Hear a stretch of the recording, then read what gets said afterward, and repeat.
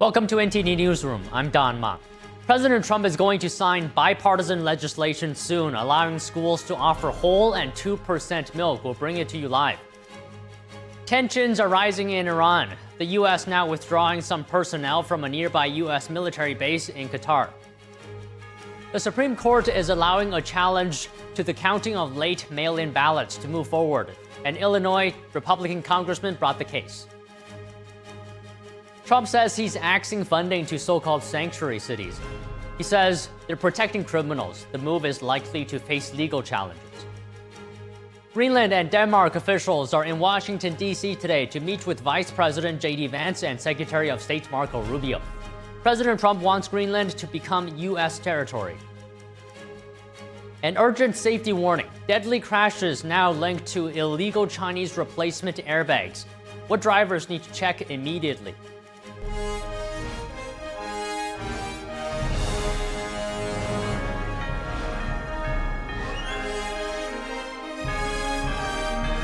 This is NTD Newsroom, live from our global headquarters in New York City. Good afternoon, and thank you for joining us today. The U.S. is pausing all visa processing for 75 countries, including Somalia, Russia, Nigeria, and Thailand. Fox News obtained a memo from the State Department. It said the pause on visas will begin January 21st and continue indefinitely. In the meantime, the department will reassess its screening and vetting procedures. The White House later posted the Fox News report. It's part of an effort to make sure the visa applicants don't become a public charge, meaning someone who relies on welfare. Other countries affected include Afghanistan, Brazil, Cuba, Colombia, Iran, Pakistan, and Syria. The change comes amid nationwide attention on alleged welfare fraud in Minnesota. Many of those accused are immigrants from Somalia. The U.S. is withdrawing some personnel from a key U.S. military base in Qatar. The move comes amid rising tensions with Iran. Several outlets initially reported on the move, citing an anonymous source. Qatar has now confirmed the report, saying such measures were being taken, and, quote, in response to the current regional tensions. The Pentagon declined to comment on questions about the move. The State Department had no immediate comment on the potential for any security alerts to be issued for American citizens. Meanwhile, in Iran, the head of the nation's judiciary says there will be fast trials ahead for detained protesters. That's despite President Trump repeatedly warning that the U.S. may take military action over violence against protesters. A 26-year-old demonstrator is scheduled to be publicly executed today. Trump is warning the U.S. will take strong action if Iran starts hanging protesters.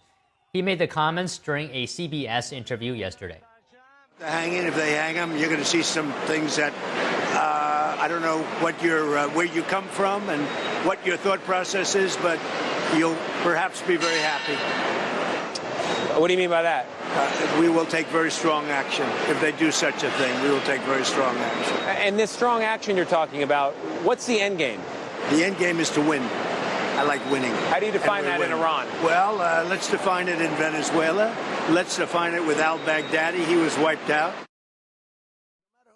Earlier yesterday, Trump encouraged protesters to continue demonstrating. In a Truth Social post, he said, "Save the names of the killers and abusers. They will pay a big price," adding, "Help is on its way."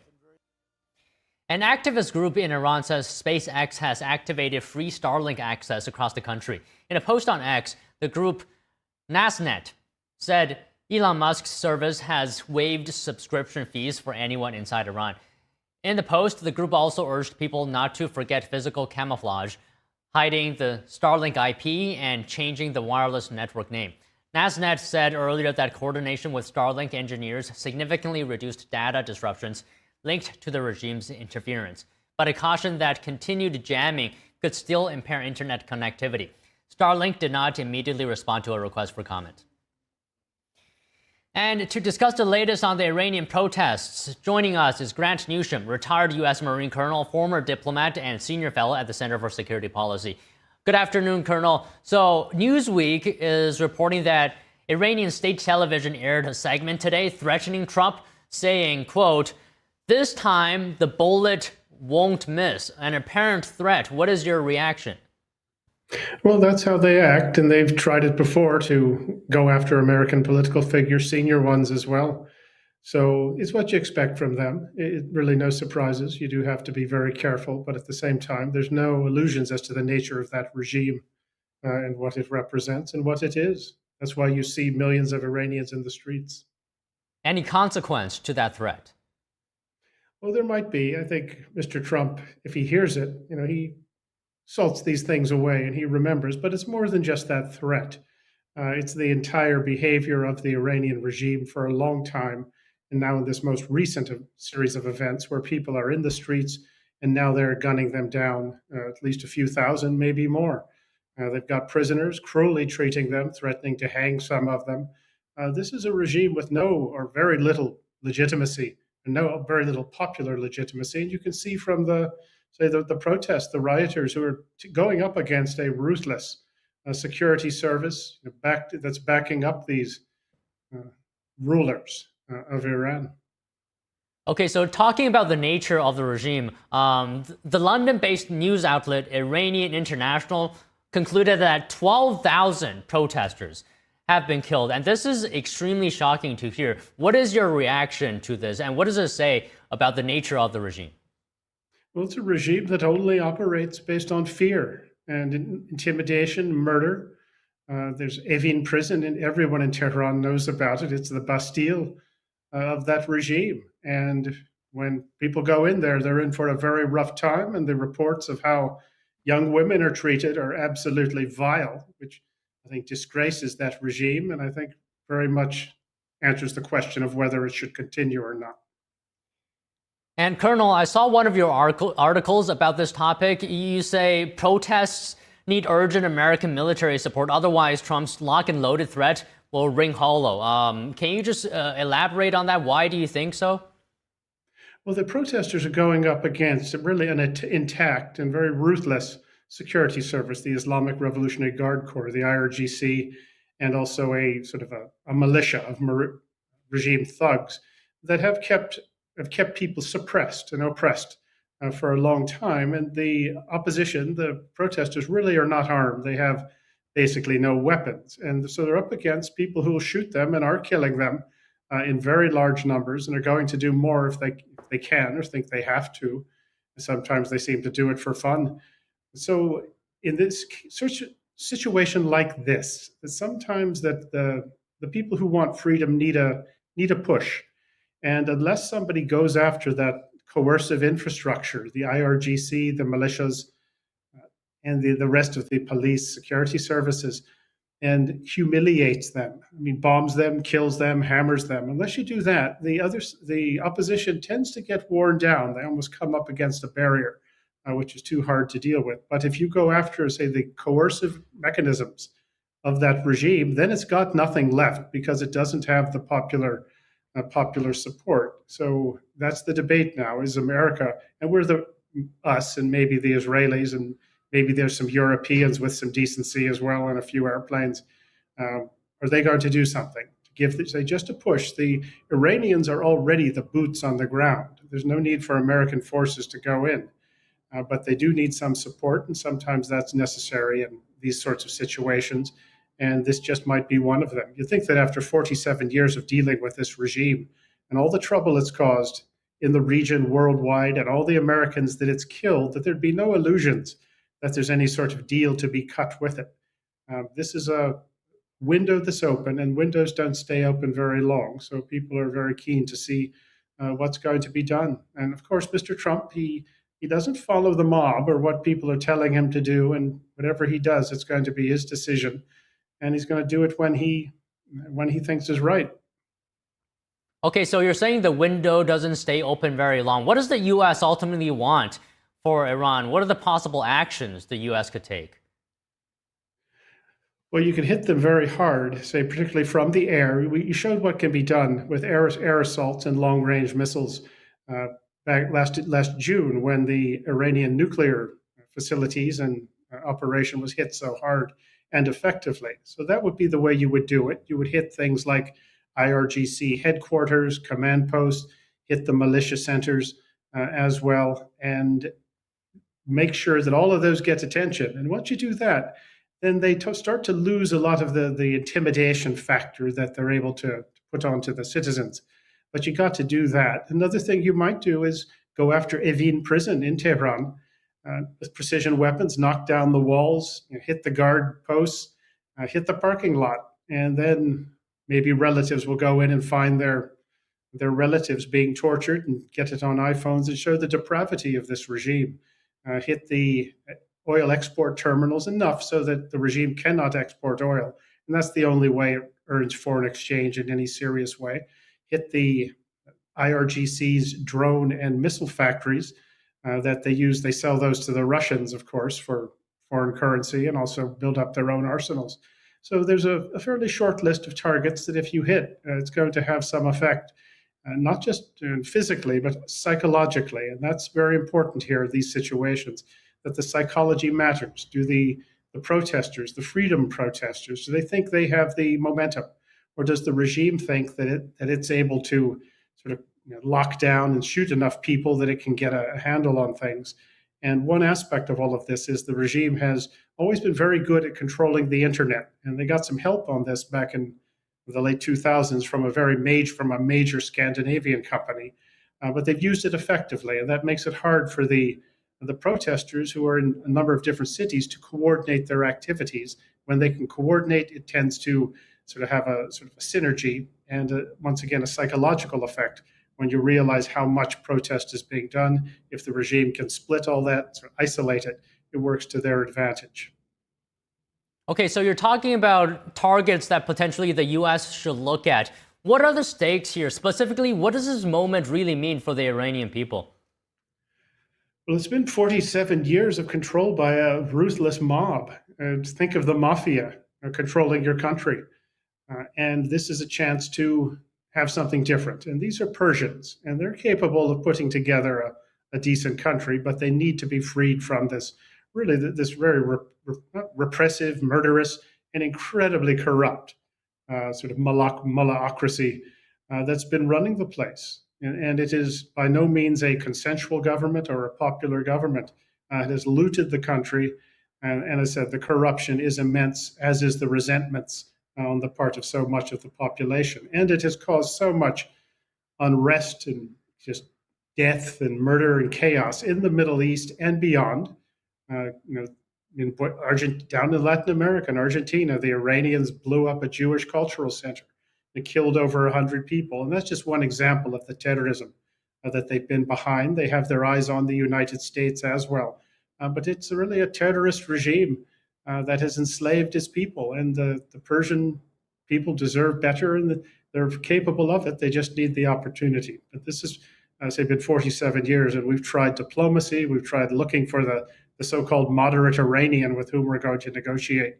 And that goes back to the Ronald Reagan era.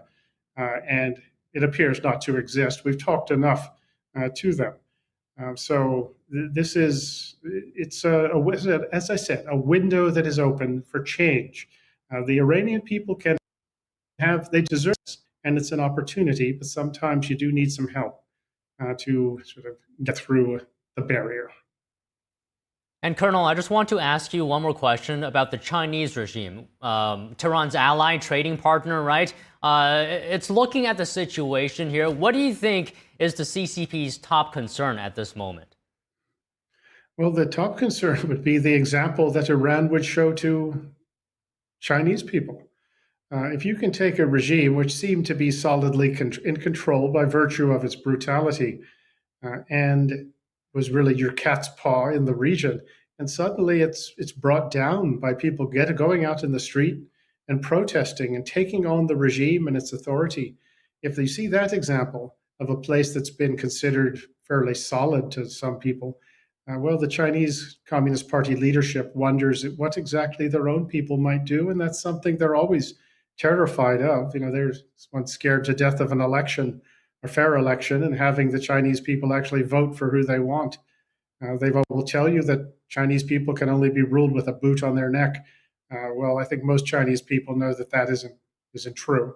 So the Iranian example is something that really scares them more than anything.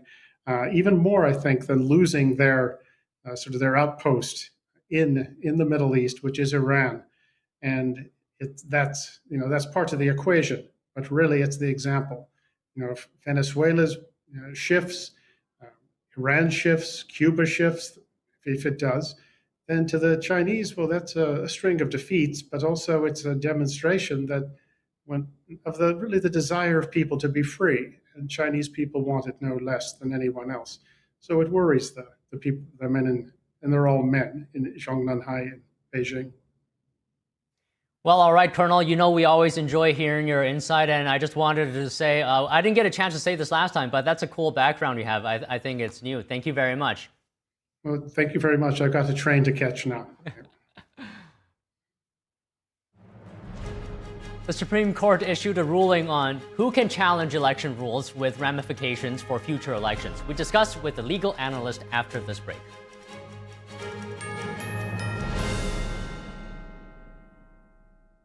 Hi, I'm Susan Lucci. You may know me from my many years on television. I never thought about heart disease until I had my own heart event. I felt this slight pressure on my chest, just slight. I thought, oh, it's nothing, it'll go away. I didn't get it. I did not get it. But a few days later, while shopping at a boutique, that pressure returned, much stronger. It felt like an elephant pressing on my chest. I had a 90% blockage in my main artery and a 75% blockage in the adjacent artery. I was rushed into surgery where I received 2 stents in my arteries.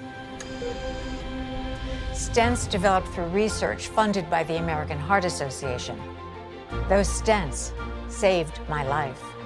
That's why I'm in front of you today, asking you to join me in supporting the American Heart Association by becoming a monthly donor. Call now or go to helpheart.org. For only $19 a month, just 63 cents a day, you can help fund the next medical breakthrough. Get the next person trained in CPR, the next hospital certified in high-quality cardiovascular care. I'm so grateful to the American Heart Association. Their research helped save my life. I can enjoy life with my children, my grandchildren, and my friends. Heart disease is America's #1 killer, and your support now can help save your life or the life of someone you love. Give $19 a month with your credit card, and we'll send you this special t-shirt that you can wear to show that you are helping save lives. Please, listen to your heart. The only reason I'm here today is because I did. So please call the number on your screen or go to helpheart.org now. Join me as a monthly donor today and help save even more lives. Thank you. When I arrived in the U.S. at 19, I struggled to find job opportunities without a high school diploma. My name is Ariel, and my entire life changed when I took a chance and I got my high school diploma at age 22. Everything I have, my education, my career, my marriage, I owe to the Adult Literacy Center and my teachers. They were with me every step of the way, helping with my English and math, making sure I pushed through all the challenges. Oh my goodness. So Ariel, we made this yearbook for you. It has notes from all the people that are here. Your achievement has set an example for so many students. Most importantly, your daughter. Education was the key that unlocked all my opportunities. When you graduate, they graduate. Visit finishyourdiploma.org to find free and supportive adult education centers near you.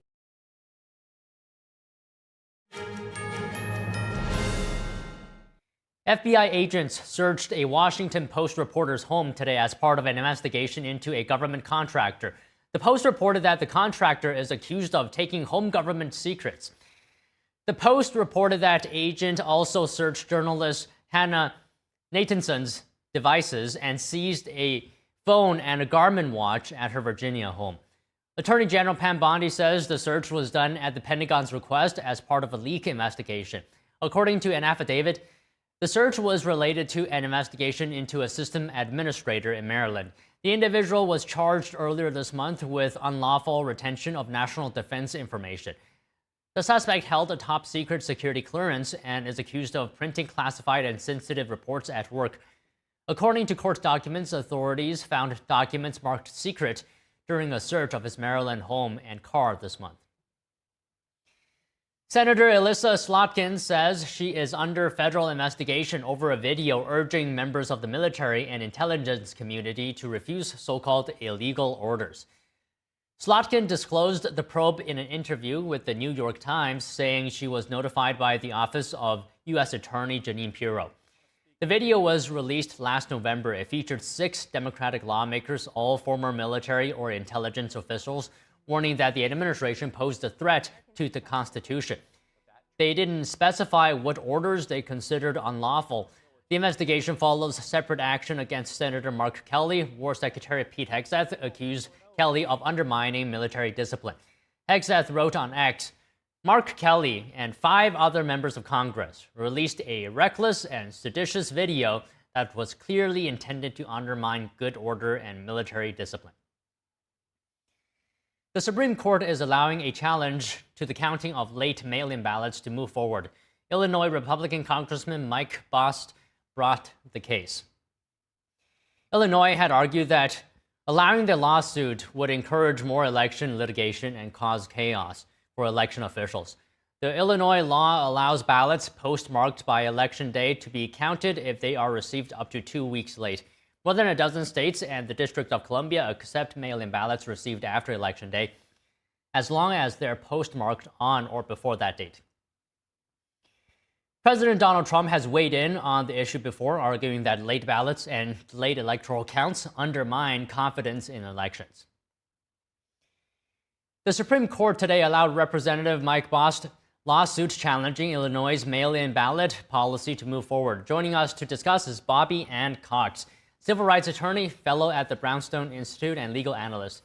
So, Bobby Ann, good to see you, as always. Of course, would you explain for us, in layman's terms, what this case is about and what the Supreme Court decided?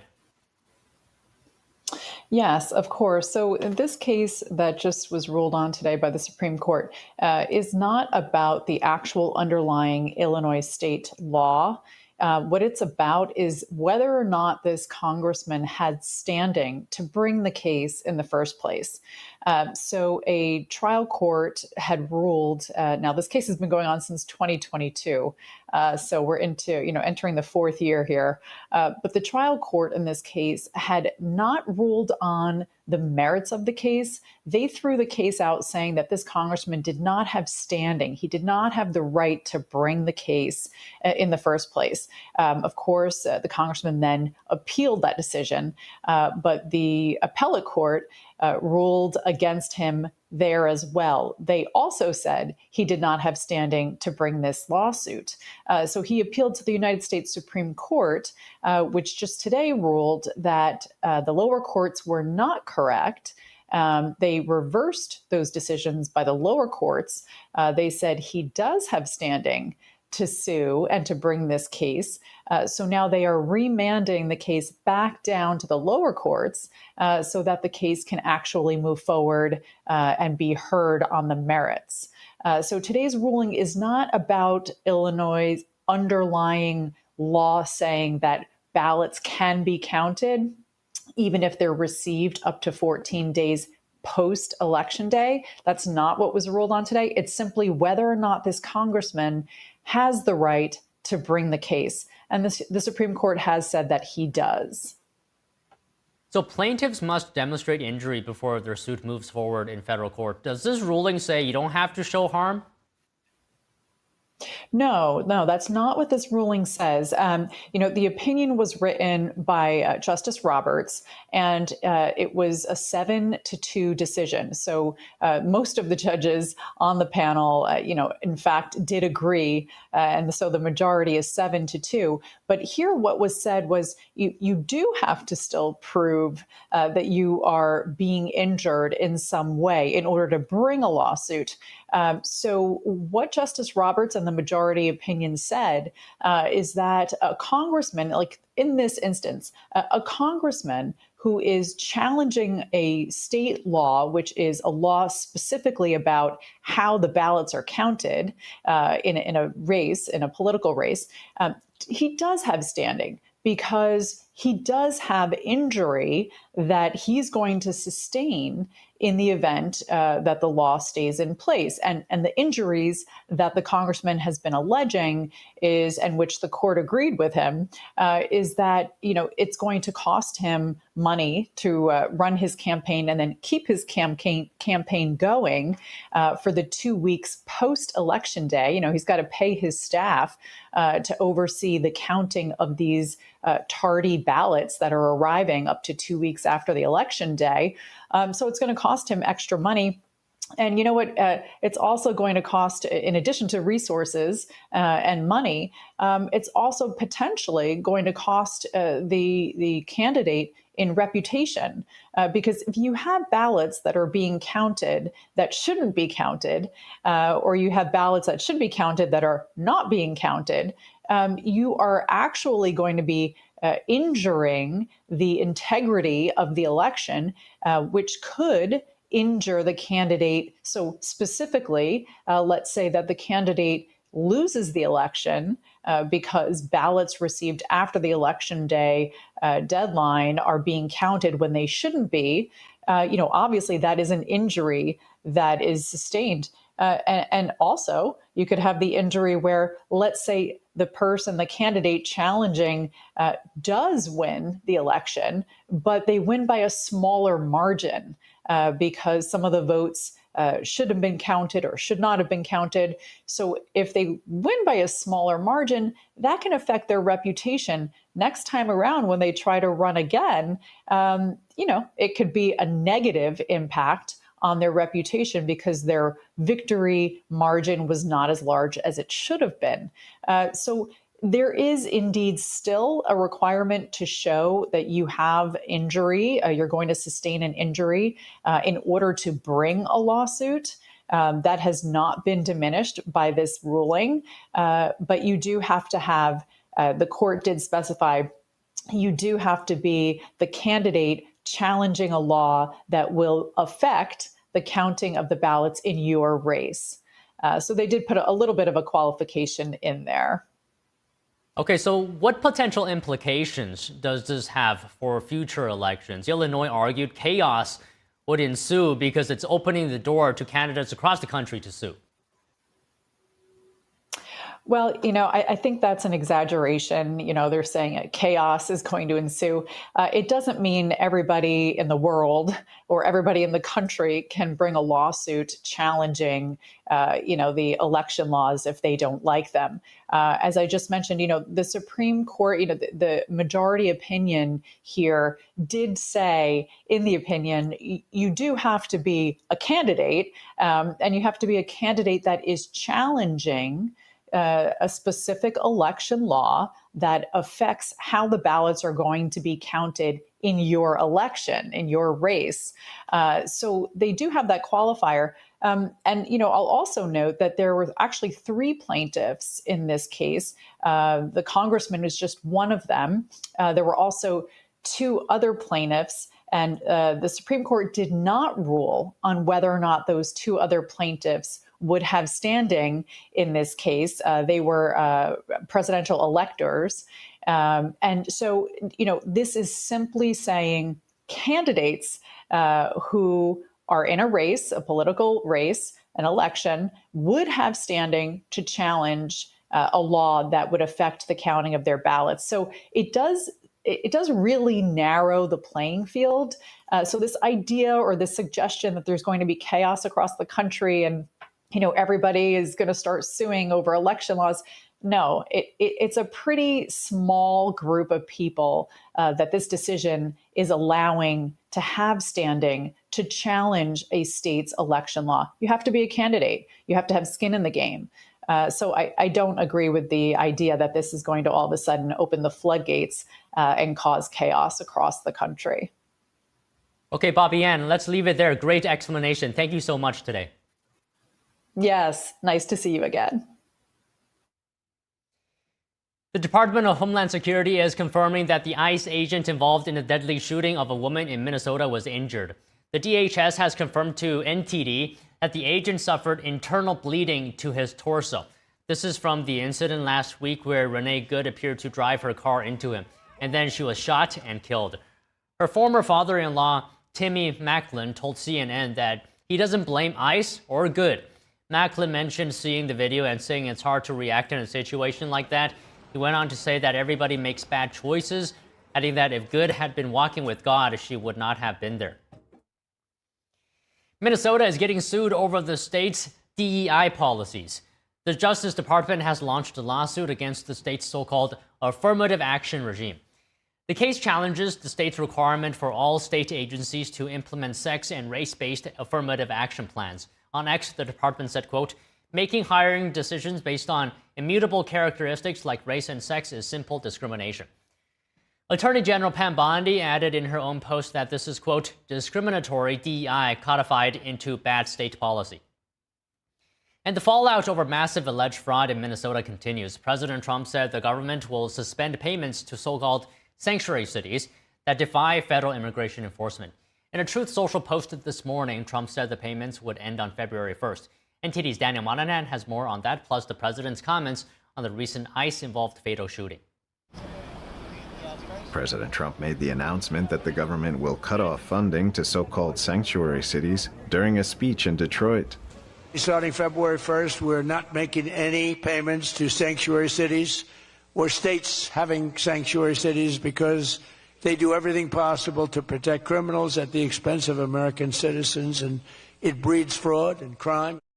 President Trump says massive illegal immigration places a heavy burden on the country. No country can afford to take in millions of people, pay for their education, their health care, their hospitals. You just can't do it. And we all have a heart. You can't do it. While also putting Americans in danger. But many of those people are murderers. They're people released from jails, prisons, mental institutions, insane asylums. They're people that are drug dealers. They're addicts. Trump's latest comments on the issue come as the president faces increasing opposition in Democratic-led areas to his immigration policy. That resistance intensified in the wake of the ICE-involved fatal shooting of protester Renee Good, who hit an ICE agent with her vehicle in Minneapolis.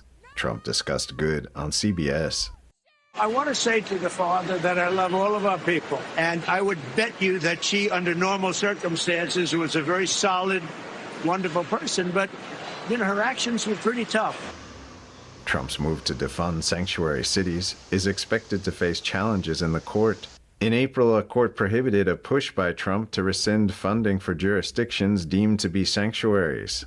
Homeland Security Advisor Stephen Miller says there has been a huge increase in arrests of what he called domestic insurgents in recent days, and says those numbers are going to go up, speaking on Fox News. They train their insurgents on how to block ICE vehicles, how to try to free arrestees, and then they dox ICE officers, they follow them home, they follow them to where they sleep at night. So again, it's a sophisticated insurgency involving a large number of radicalized, extremist, violent left-wing operators stoked by the Democrat Party. And President Trump says his administration plans to imprison any fraudster, politician, or public official involved in what he called sick plots to loot and pillage the country. Our country wasn't built by people who tried to lie and cheat and scam their way to success. It was built by legends like Henry Ford, Henry Dow, Thomas Edison. The president also vowed to deport those who rob Americans. We're also going to revoke the citizenship of any naturalized immigrant from Somalia or anywhere else who is convicted of defrauding our citizens. We're going to get them the hell out of here fast. Homeland Security announced yesterday that the United States has terminated Somalia's designation for temporary protected status effective on March 17th. The cancellation of status means Somali nationals in the U.S. who do not have a legal status must leave the country by the deadline. Daniel Monahan, NTD News. Lawmakers are now looking at how they can better detect and prevent federal fraud before it happens. This comes in the wake of massive fraud allegations in Minnesota. Here's more on yesterday's hearing. House Republicans are increasing scrutiny of massive alleged fraud in Minnesota's social service system, pressing for systemic reforms. At a hearing yesterday, House Oversight Committee Chairman James Comer said the fraud led to more than $9 billion being stolen from American taxpayers. Comer suggested that weak safeguards allowed fraud to flourish and taxpayers to be robbed. Much of this fraud occurred because there were no proper safeguards put in place to prevent fraud before the funds were paid. There was also too little oversight on how the money was used once it went out the door to recipients. He blamed the Biden administration for rushing out federal funds without guardrails in place, saying Republicans repeatedly warned this would invite abuse.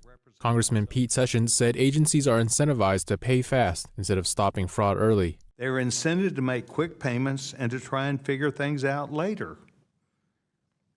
As we have seen countless times, this approach needs to be looked at and changed. He urged Congress to find out how to transition the Pandemic Response Accountability Committee, or PRAC, to fraud detection and prevention. During the hearing, lawmakers questioned PRAC on how advanced analytics can stop the theft of taxpayer dollars. The hallmark of most fraud schemes is that people hide information. So leveraging data analytics allows us to see patterns, trends, anomalies, hidden connections, to shine a bright light on what's actually happening. That is the path forward. A Treasury Department official testified on the limitations currently preventing them from stopping suspicious payments. One of the pieces that we are missing is the ability to ping authoritative federal databases to confirm a payee ID, such as a tax identification number or a social security number. Okay. So we already received the data. We just can't verify it. She said the Treasury has been authorized since 2019 to provide do-not-pay services to states that administer federal funds, but she said it has been underutilized. That's a system where agencies check various data sources to verify if a recipient should receive federal payments. Meanwhile, one lawyer says Minnesota whistleblowers are providing evidence that could lead to the federal prosecution of Governor Tim Walz. House Majority Whip Tom Emmer spoke to Just the News. He said he expects one or more Minnesota state employees to testify they told Walz about the fraud while it was happening, and Walz ignored them. He said that should be enough for criminal charges against the governor. Governor Walz is pushing back on claims that he turned a blind eye to fraud. In several statements, he said his administration has been investigating the issue and for years has been cracking down on fraud. House Republicans are planning to hold Hillary Clinton in contempt of Congress. This comes after she refused to testify today amid the probe into Jeffrey Epstein. Here's House Oversight Committee Chairman James Comer reacting to her no-show. I don't think it's any secret. Former Secretary of State Hillary Clinton joined her husband in defying a bipartisan lawful congressional subpoena to show up today. I think what's most disappointing to the Oversight Committee is the fact that we have, in good faith, negotiated with the Clintons' attorneys for 5 months. Throughout the past 5 months, they've implied to us they were trying to make a date work. In a letter to Comer, the Clintons called the subpoenas illegal, or rather legally invalid, to be specific, and said they don't plan to show up. Comer said he plans to have the Oversight Committee vote on holding both Clintons in criminal contempt. Once it passes the committee, it will go to the full House floor for a vote. The committee chairman also said he's disappointed that no Democrats on the committee showed up today despite voting in favor of subpoenaing the Clintons. Comer told reporters his committee is serious about the Epstein probe and seeks to have Epstein's associate Ghislaine Maxwell testify as well. The Clintons have not been accused of any wrongdoing in relation to Epstein. Greenland and Denmark officials are in Washington, D.C. today to meet with Vice President J.D. Vance and Secretary of State Marco Rubio. President Trump wants Greenland to become U.S. territory. More news after this break.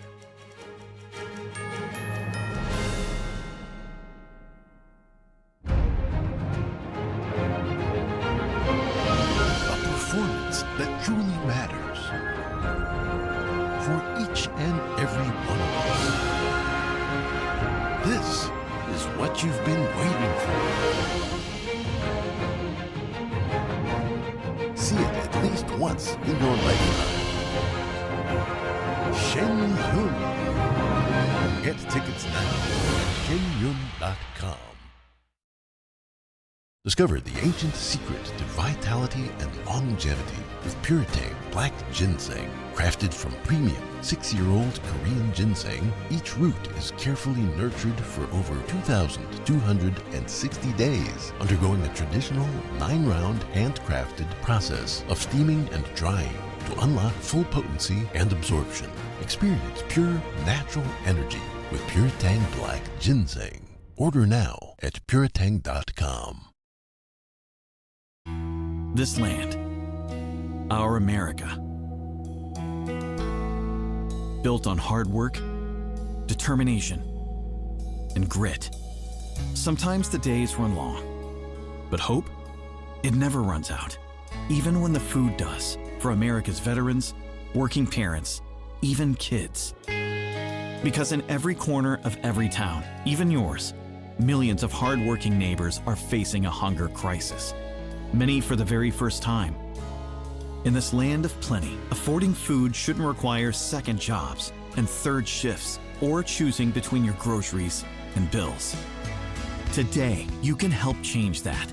Call or go online to helpfeedingamerica.org and give $19 a month, less than 63 cents a day, to help every neighbor get the food they urgently need. Because taking care of each other is what makes America strong. We're Feeding America, not just a name, but an action. Working with over 200 local food banks like the ones in your community. And demand is soaring. You go to the grocery store, you spend $100, and $100 is a new $20 bill. Even with 2 full-time jobs, it gets hard to make ends meet. These are tough times, but when we stand together, we become the very best of a strong America.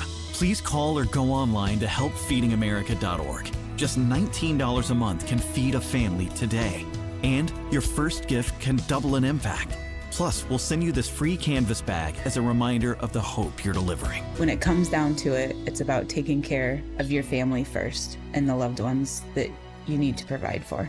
Because you're not just giving food, you're fueling resilience for people across the nation. You're feeding America. Call or go online today to helpfeedingamerica.org, and your gift can double an impact.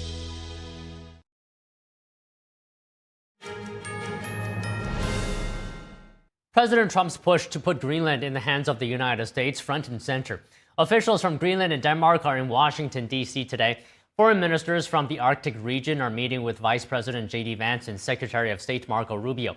NTD's Melina Weisskopf has more. Today's meetings with the foreign ministers from Greenland and Denmark comes as President Trump doubles down on security concerns in the region. This morning, the president posted, NATO should be leading the way for us to get it. If we don't, Russia or China will, and that's not going to happen. NATO becomes far more formidable and effective with Greenland in the hands of the United States. Anything less than that is unacceptable.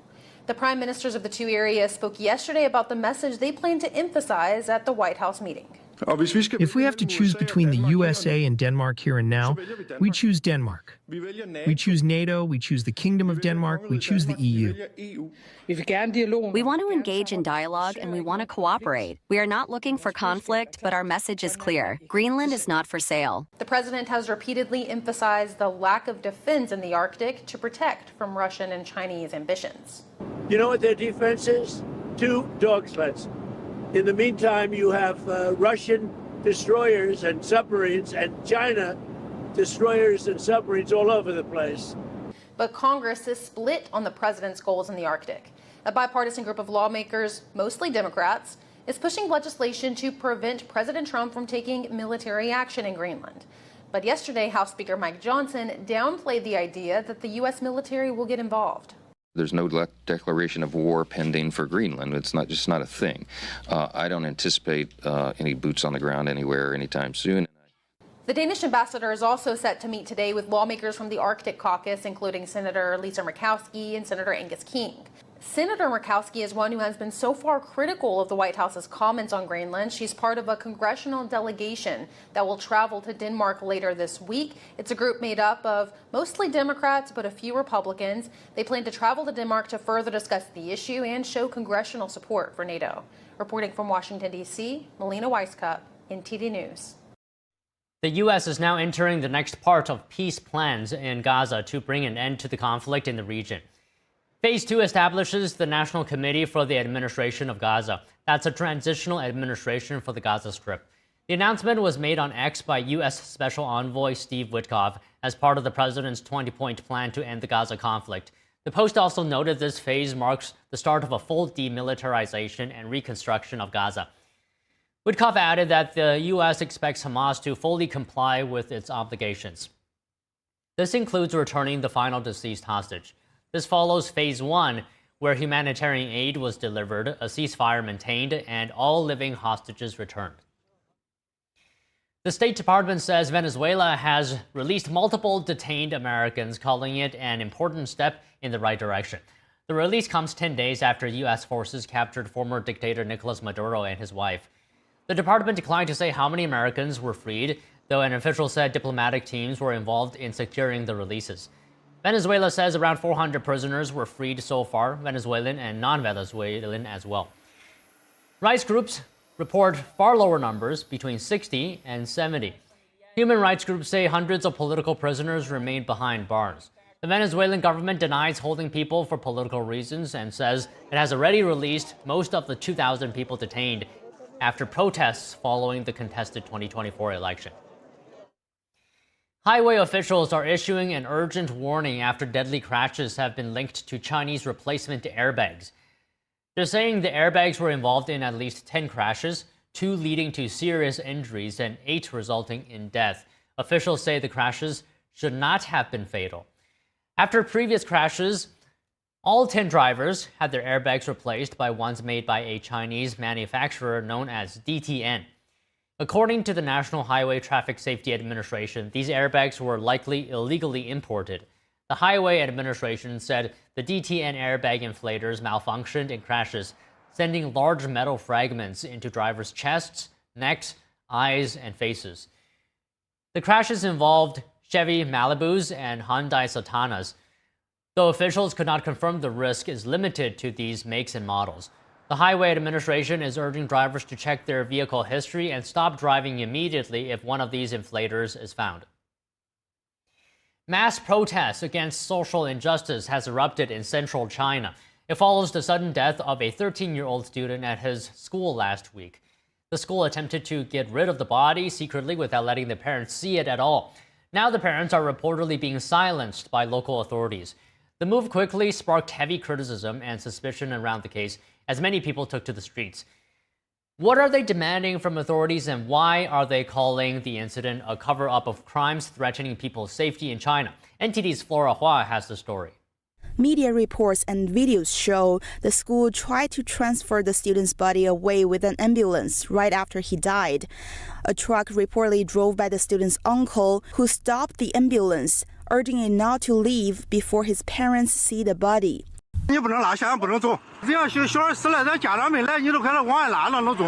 When the student's parents arrived, they saw blood on the corner of their child's mouth, and there was a nail-sized hole on his left chest, appearing to be a needle hole. Yet no one from the school could explain.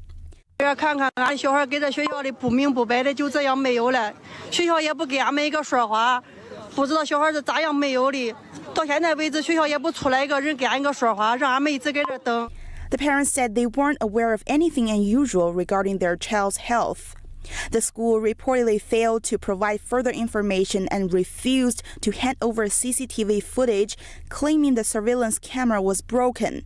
The lack of transparency drove many people to demonstrate in front of the school, including other students' parents. They're heard demanding an independent investigation on the boy's death. The protests continued all throughout the day. Videos show special police forces were deployed there to suppress the unrests. Concerns over whether the boy was targeted for his organs are rising on the internet. Now, information circulating online suggests the student's family may have been oppressed. Meanwhile, the parents have remained silent for days. Flora Hua, NTD News. This is not an isolated case. Last September, a high schooler in China's city of Tianjin was announced dead in a hospital where he was getting treatment. His family discovered that his liver was taken, with other organs reportedly being stabbed. He reportedly fell out of a school building from the second floor, and the school's nurse confirmed that his bones were fractured. The parent company of Saks Fifth Avenue filed for bankruptcy protection yesterday. This marks the first major retailer bankruptcy of the new year. More news after this break.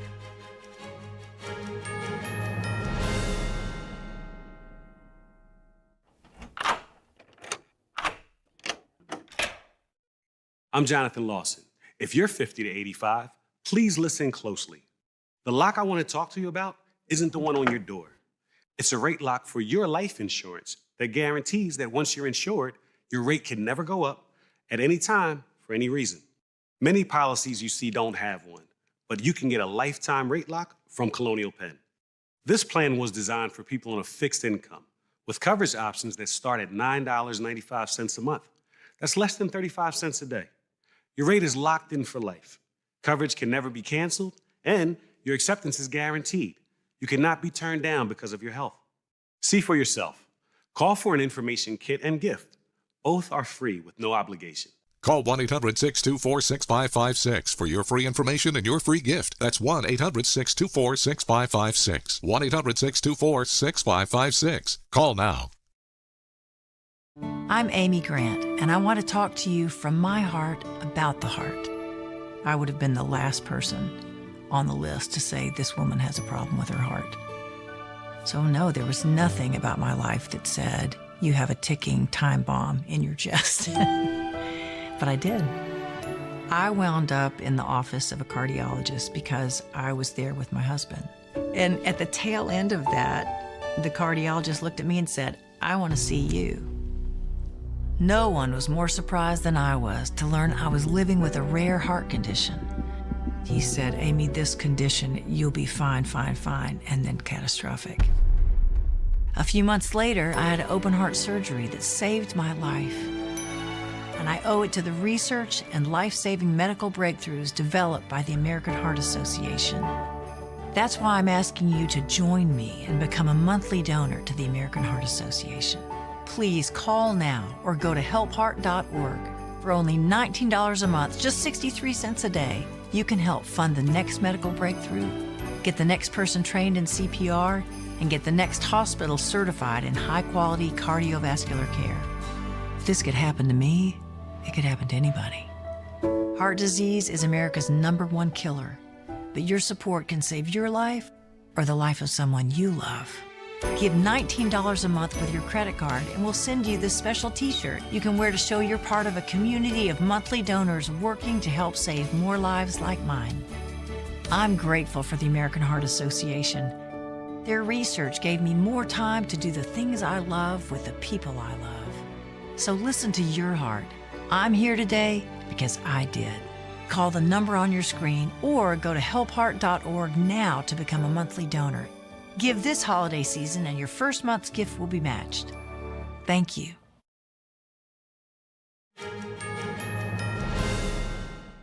The parent company of Saks Fifth Avenue filed for bankruptcy protection yesterday. This marks the first major retailer bankruptcy of the new year. Here's more. Saks Global filed for bankruptcy protection late on Tuesday. It marks one of the largest retail collapses since the pandemic. And it comes barely a year after a deal that brought Saks Fifth Avenue under the same roof as Bergdorf Goodman and Neiman Marcus. The announcement led to uncertainty over the future of US luxury fashion, although the high-end department store said it would stay open for now.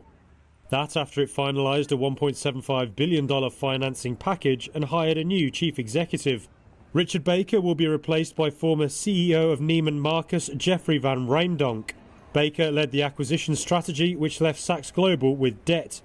The company also hired other former Neiman Marcus executives in leading roles. Saks Global filed bankruptcy documents with a Texas court. It estimated its assets and liabilities were in a range of $1 billion to $10 billion. The court process is meant to give the luxury retailer room to negotiate a debt restructuring with creditors or find a new owner. But if that fails, the company may be forced to close. Saks is a retailer long loved by the rich and famous, but it fell on hard times after the pandemic as competition from online outlets rose. Brands also started selling more items through their own stores. The original Saks Fifth Avenue store was opened by retail pioneer Andrew Saks in 1867. Snowboarder Chloe Kim says she's heading to the Milan Cortina Olympics. The athlete made the announcement after tearing her labrum in her shoulder during a training run last week in Switzerland. You know, I went through a bunch of different waves of emotions, but honestly, I'm really excited for this week. I'm actually picking my man up from the train station in a few minutes, so we decided to kind of make a trip out of it. I think once I get through this week, I'll feel a lot better. Kim won the last 2 Olympic gold medals in the halfpipe event. The The 25-year-old will be the heavy favorite to win in Italy if she's 100% healthy. She said she won't compete this weekend and didn't mention the Winter X Games in Aspen later this month, the last big competitions before the Olympics. The women's Olympic halfpipe event starts February 11th. Registration for the 2028 Summer Olympics ticket lottery opened this morning, with millions of tickets up for grabs. NTD's Christina Corona tells us how to get them. Registration for the 2028 Los Angeles Olympics ticket lottery opens Wednesday, January 14th at 7 a.m., giving fans a chance to secure tickets to the games. Single tickets start at $28, with about 14 million tickets expected to be released for the Olympics and Paralympics. Here's how it works. Fans will create a profile and enter the lottery on Wednesday. Winners will be randomly assigned a time slot to buy tickets, which will be sent via email. Los Angeles area residents, along with fans in Oklahoma City, where softball and canoe slalom events will be held, qualify for a special early access window. To qualify, your credit card billing address must match zip codes in Los Angeles, Orange, Riverside, San Bernardino, or Ventura counties in California, or Canadian or Cleveland counties in Oklahoma. Early access runs April 2nd through April 6th for those who register by March 18th. The 2028 Olympics will be held at several iconic Southern California venues. The LA Memorial Coliseum and SoFi Stadium will host the opening and closing ceremonies. Track and field will compete at the Coliseum during the first week of the games, with swimming scheduled for the second week at SoFi Stadium. Venice Beach will host the triathlon. Long Beach and Carson will be major hubs, hosting volleyball, rowing, canoe sprint, handball, rugby sevens, track cycling, and tennis. Riviera Country Club will host golf. The Los Angeles Convention Center will host fencing, judo, table tennis, taekwondo, and wrestling, while the Pasadena Rose Bowl Aquatic Center will host diving. The 2028 Summer Olympics run July 14th through July 30th. Christina Corona, NTD News. President Trump is going to sign bipartisan legislation soon, allowing schools to offer whole and 2% milk. We'll bring it to you live. Don't go away.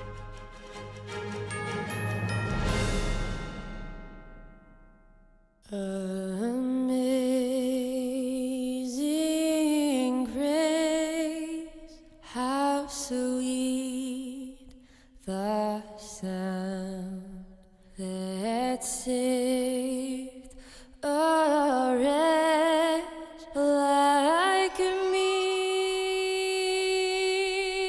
I once was lost, but now I'm found. Was blind, but now I see. They're just young people. Hungry, homeless, and vulnerable. Abused youth often feel safer on the street. Now, more than ever, that's the most dangerous place of all. Covenant House is helping young adults facing homelessness. We're providing safe shelter to thousands, but the need is overwhelming, and no young person is ever turned away. Please call or go online now with your gift of $19 a month to help a young person.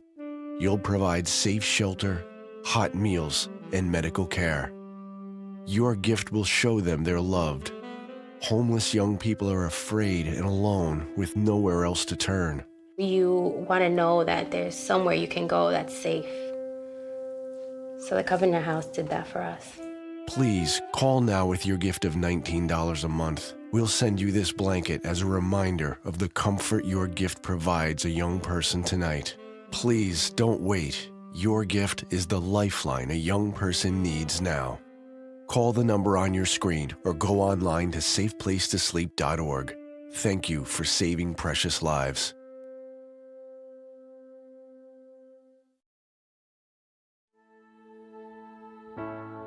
We come from a long line of farmers, and there's a sense of pride with being part of these multi-generational businesses. But there's also a significant amount of pressure. My senior year of high school, my dad made the decision that this world no longer needed him in it. I don't know if he was overwhelmed by the bills and checks that weren't going to be coming in because of the strawberries dying off, but it breaks my heart that my dad made a permanent decision for a temporary issue. Don't feel like you have to go through it alone.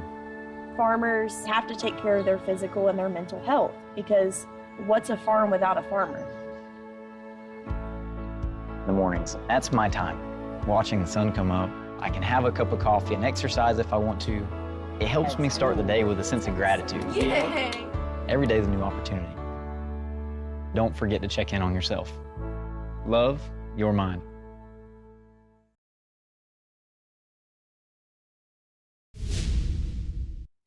Welcome to NTD Newsroom. I'm Don Ma.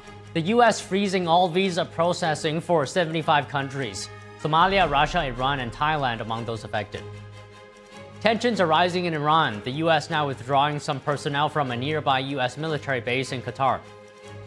A new lawsuit filed against Minnesota. The Justice Department is challenging the state's diversity requirements for state agencies. At least 32 people killed after a construction crane fell onto a moving train in Thailand.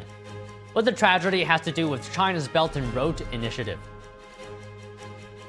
More than 200 rooms underground, some just 1 yard away from UK's most sensitive communications infrastructure. China's planned embassy in London raises international concerns.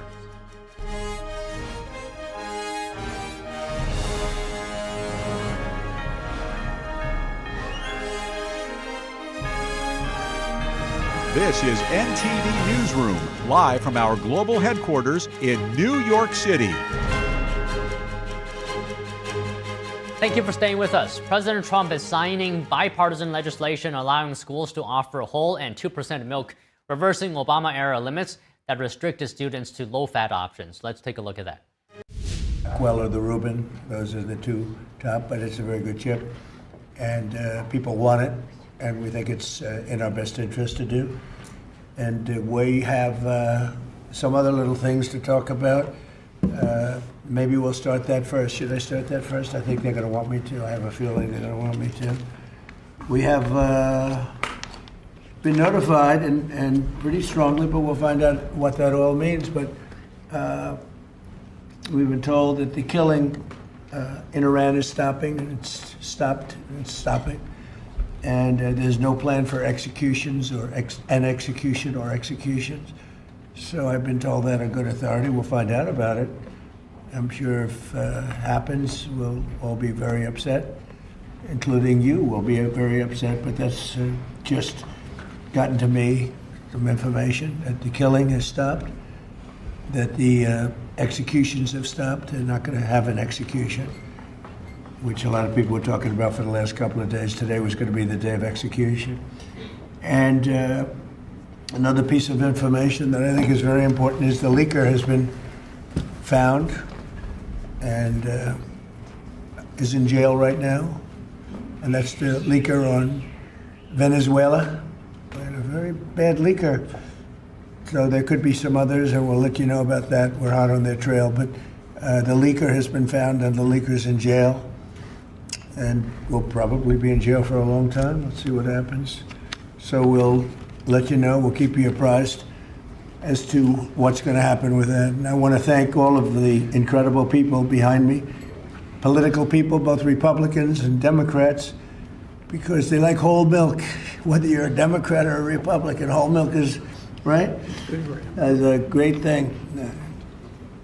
The senator was in the office many years ago. It feels like many years ago, but quite a while ago, right at the beginning of my first term. Yeah, with Elijah Cummings. Right, with Elijah, a very good person. Wonderful. You and I had a good relationship with him. At that time, I think you were a congressman, and you've made a lot of progress. You've done very well. Some would disagree. No, I don't disagree. I think you've done a great job. But it's great. It's great to have you here again. Thank you. Appreciate it. So today, I'm delighted to sign the Whole Milk for Healthy Kids Act into law, which is a very important thing for our farmers, and I think maybe more important for our people, the people that drink milk. Mm-hmm. This is the first bill signing of the new year, and it will ensure that millions of school-aged children have access to high-quality milk as we make America healthy again. I want to thank Secretary of Agriculture Brooke Rollins, who's behind me, Secretary of Health and Human Services Robert F. Kennedy Jr., Senators John Boozman and Mike Crapo, Roger Marshall, Peter Welch, as well as Representative G.T. Thompson and Tim Wahlberg, all great people. Also with us today is USDA National Nutrition Advisor, Dr. Ben Carson, my friend for a long time. We went head to head, and it was not easy going head to head with Ben. What is Ben? He's great. He still looks good. That's because he drinks a lot of milk. And some of our nation's wonderful dairy farmers and their children. They're going to be farmers for a long time, we hope. As it currently stands, schools participating in the National School Lunch Program are only able to offer students low or non-fat milk options. That was changed during the Obama administration. A lot of people disagreed with it at the time. With this legislation, schools will finally be able to expand their offerings to include nutritious whole milk. It's actually a legal definition, whole milk.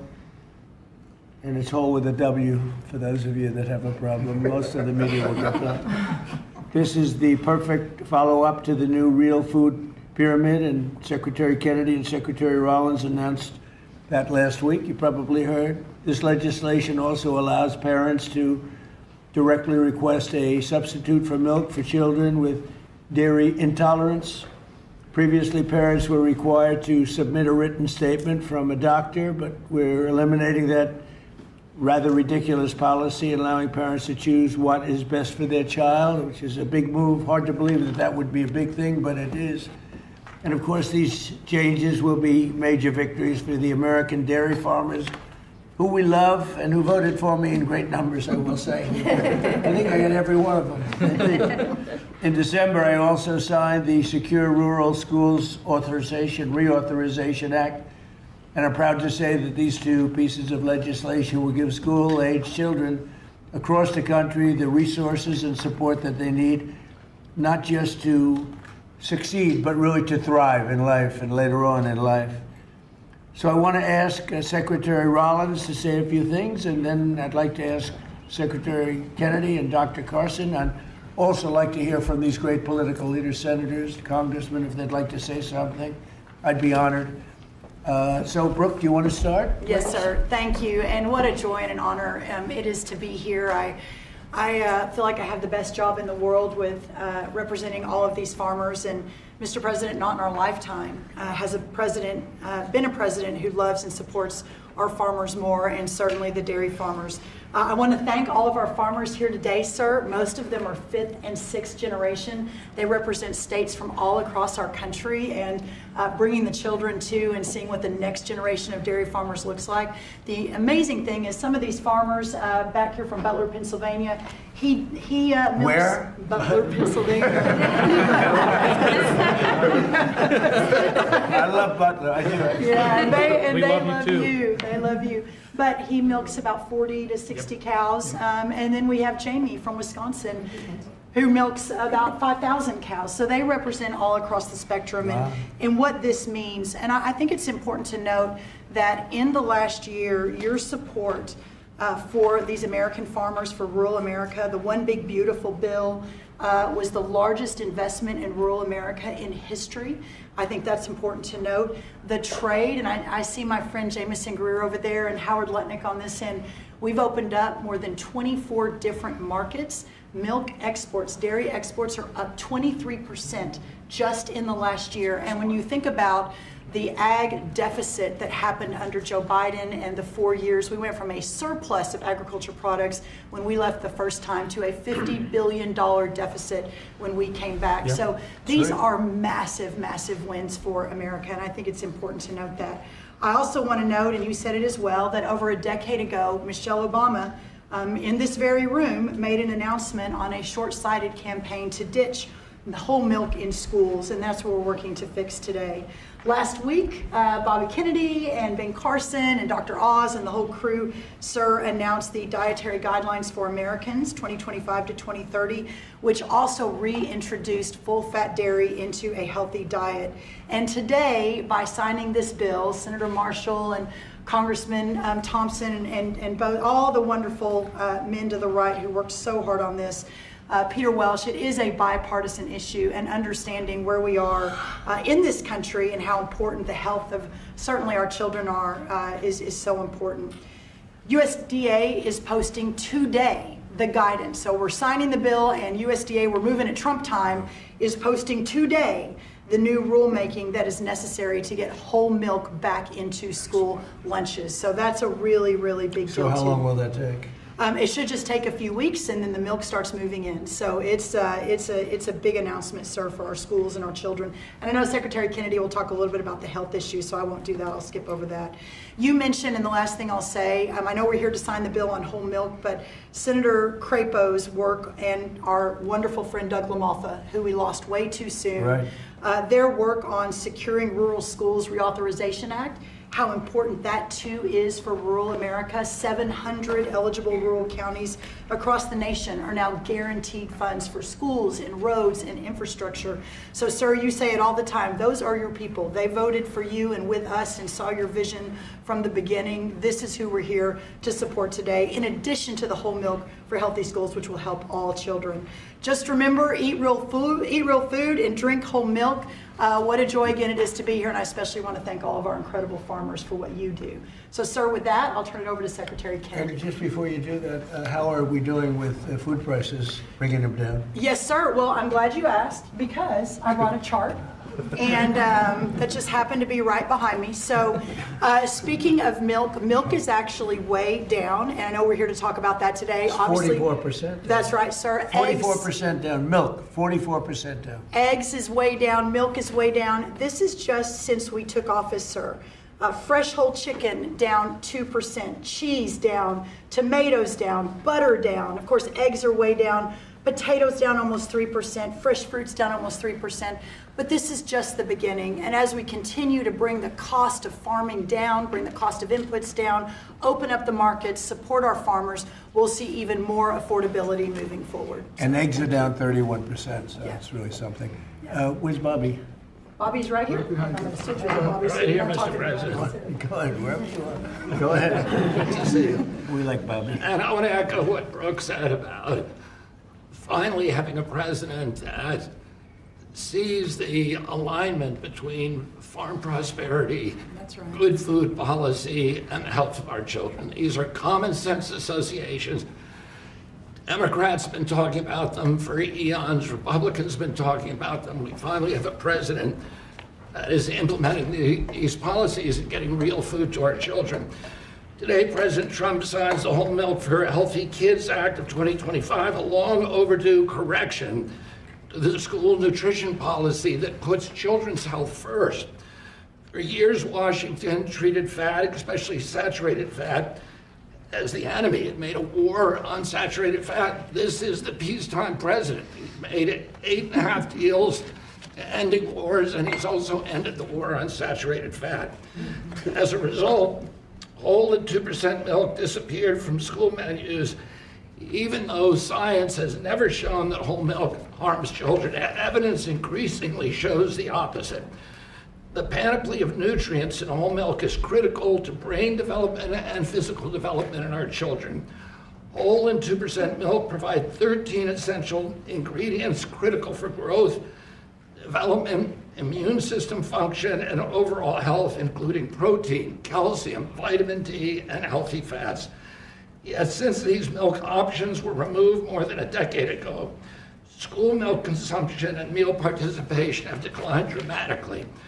Today, between 68% and 94% of school-age boys and girls fail to meet recommended dairy intake, according to federal guidelines. And schools limit milk choices, the kids do not move to healthier substitutes.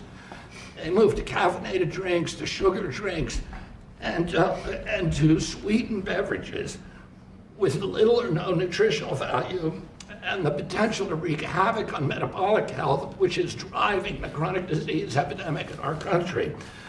During the same period that whole milk was regulated out of lunchroom, rates of childhood obesity and diabetes rose significantly. Removing whole milk did not improve health, it damaged it. Thanks to President Trump's leadership, this law fixes that mistake.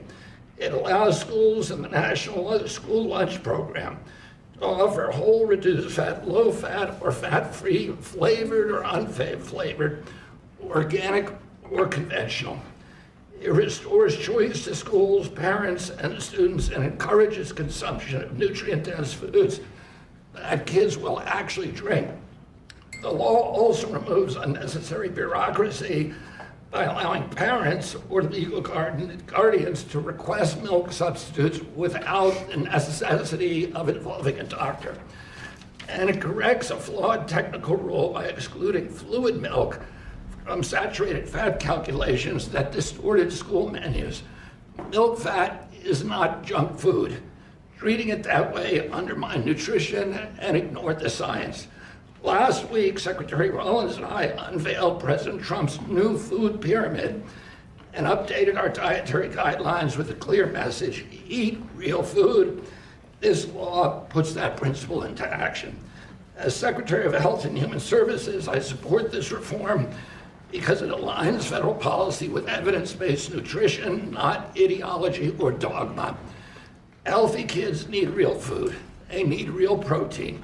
They need healthy fats, and they need policies grounded in reality and the science. I want to thank President Trump again for his vision, for signing this bill, for continuing to put children's health first. This is exactly the kind of practical change that will make America healthy again. Thank you. Thank you. Thank you, Bobby. We have some milk here. It's been sitting here for 5 days, so it's from the original bottle, and I brought it so the press can have some. You can swig it all out of the Remember in the old days when we were kids, everybody shared a bottle? Today we tend not to do that, but if you'd like to, if you trust the person that you're drinking after, it's right here. It's yours, okay? It's semi-fresh, 5-6 days old. Thank you. So Ben Carson, special man, knows a lot about health. He looks better than ever. So Ben, how about it? Well, thank you, Mr. President. Thank you for being interested in the health of the people. It's made a big difference in facilitating an atmosphere where the agencies can work together. Secretary Rollins, Secretary Kennedy, Marty McCary, Dr. Oz, the whole group, every week at least meeting once to talk about these things, and it's made a big difference. And I want to thank the dairy farmers. I know you guys have been in the doghouse for a little while. You're out of the doghouse as of today. Yes, sir. And, whole milk is a wonderful beverage. Good protein. We talk about real food. It is real food. Healthy fats, important nutrients.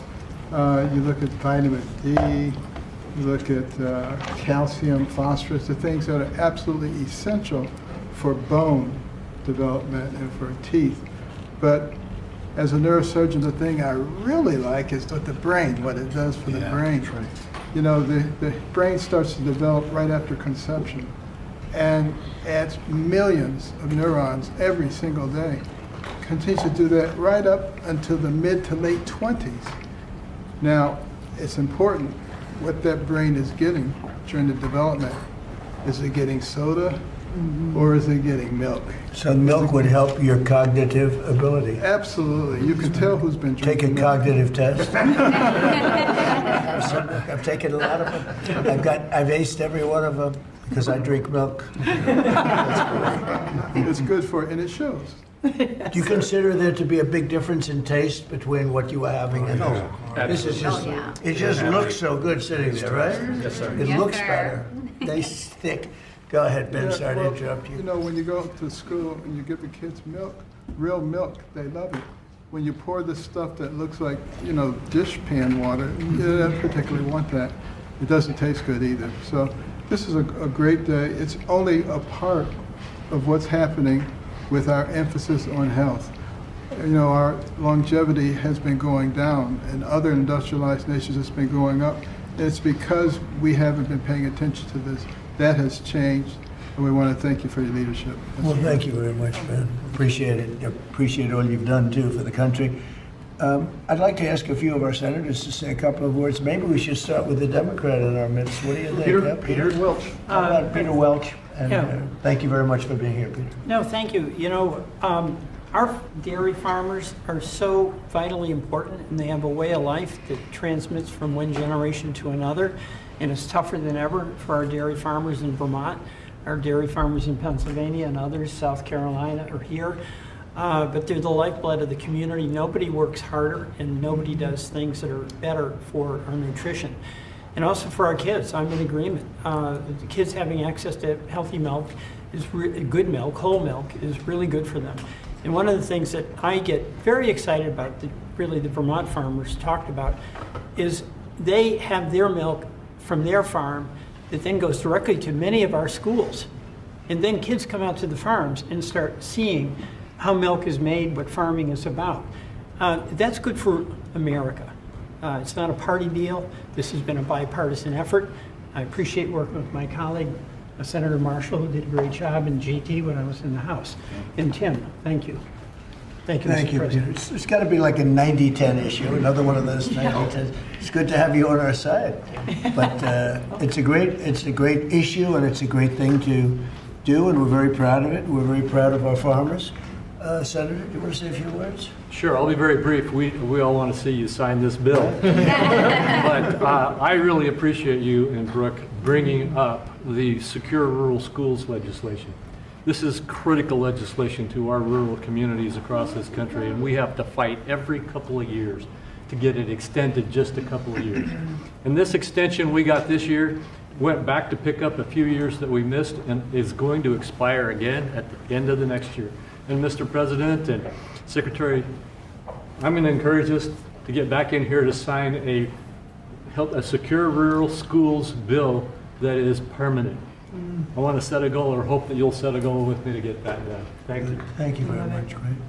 Anybody? Please, Mr. President. Yeah, Mr. President, thank you so much for having us here. On behalf of Kansas dairy farmers, thank you. Milk is the most wholesome, nutritious drink known to humankind. Not only is it full of essential nutrients, it's full of healthy fats as well as protein. As Dr. Carson pointed out, those healthy fats are what helps that brain develop and help you absorb the fat-soluble vitamins. The protein is why you drink milk and you're not hungry again in 30 minutes. And I have to point out that under the previous couple administrations ago, thanks to them, we have a whole generation of young adults who have osteopenia and osteoporosis because they never drank milk for an entire generation. So getting milk back in the schools is going to give us healthy bones and healthy minds. It sticks to your ribs and it tastes great. Thanks for your leadership. Yes, sir, Mr. President. Thank you. Anybody? Politically first, and then we're going to go to the farmers.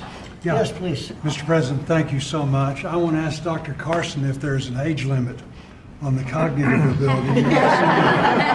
We're drinking a whole lot more of this. Yeah, exactly. But thank you so much. Thank you so much. We literally have legislators here that have worked on this for years. This is something that's been very, very difficult. You were able to help us You get would it think over it would have been very easy, actually. Exactly, but you were able to help us get it over the finish line. You and your great team, Brooke, all of these people have done such a good job, not only with this issue, but all that we're doing for the farm community, which is so, so very important. So thank you very, very much. And I know that you're going to continue to support farmers like you have. We do, right from the since beginning. you were elected. Thank you. Thank you very much. Go ahead. Mr. President, G.T. Thompson, Yep. Chairman of the House Agriculture Committee. I have been working on this bill for 15 years, and thank you. That's amazing. Because of your support and your leadership, we were able to get this across the line. It's such a shame that it would be so hard.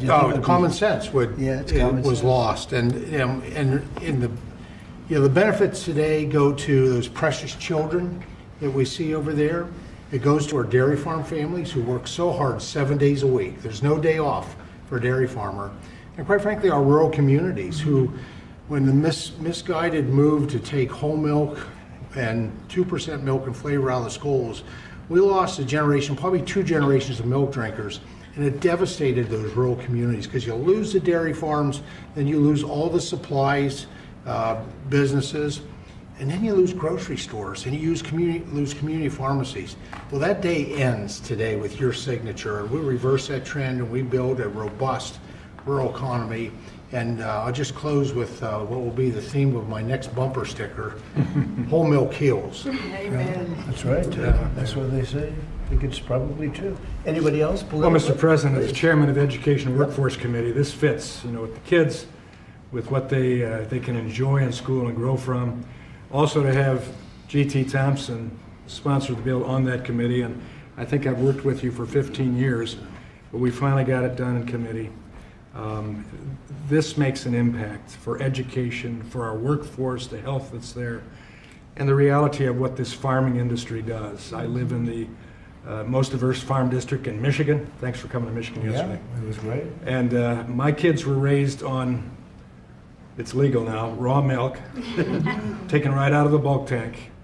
And my oldest son became a Pulitzer-nominated journalist for the Chicago Tribune, and I think the milk did it, right? Then I have the benefit of Dr. Carson being a graduate of Andrews University in my district. So all of that goes together. Thank you for signing this. It'll make a difference. Great job. So how about a couple of the farmers? Would anybody like to speak? Would you like to?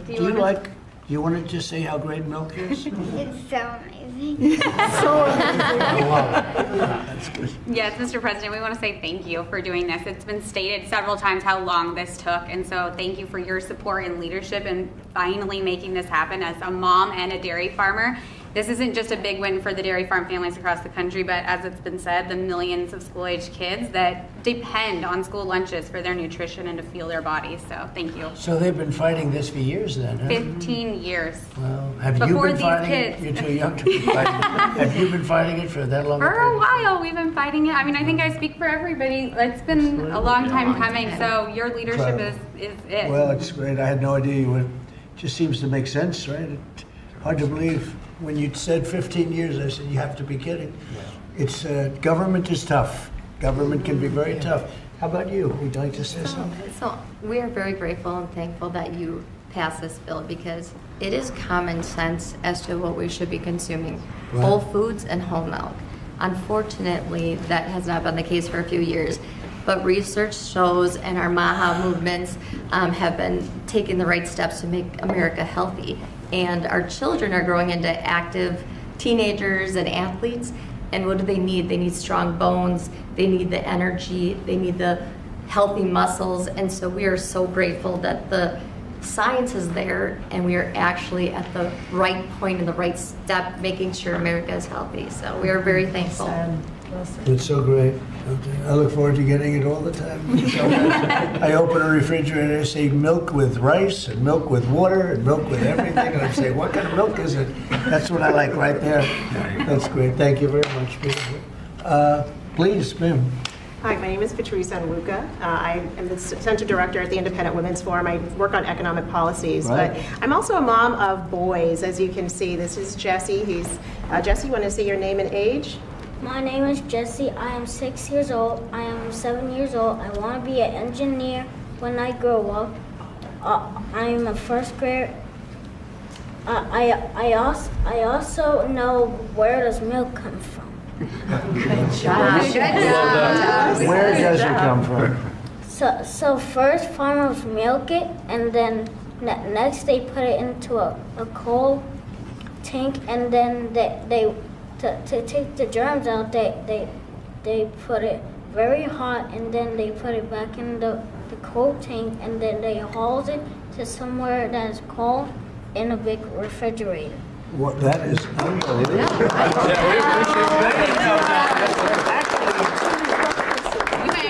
I'm going to give him a medal. Everybody, these guys want it. Let me tell you, politicians want it. I'm going to give that to you. Is that okay? Thank you, sir. Thank you. That's and beautiful. This is Daniel, Wow. his younger brother. Daniel, how old are you? 5. And what grade are you in?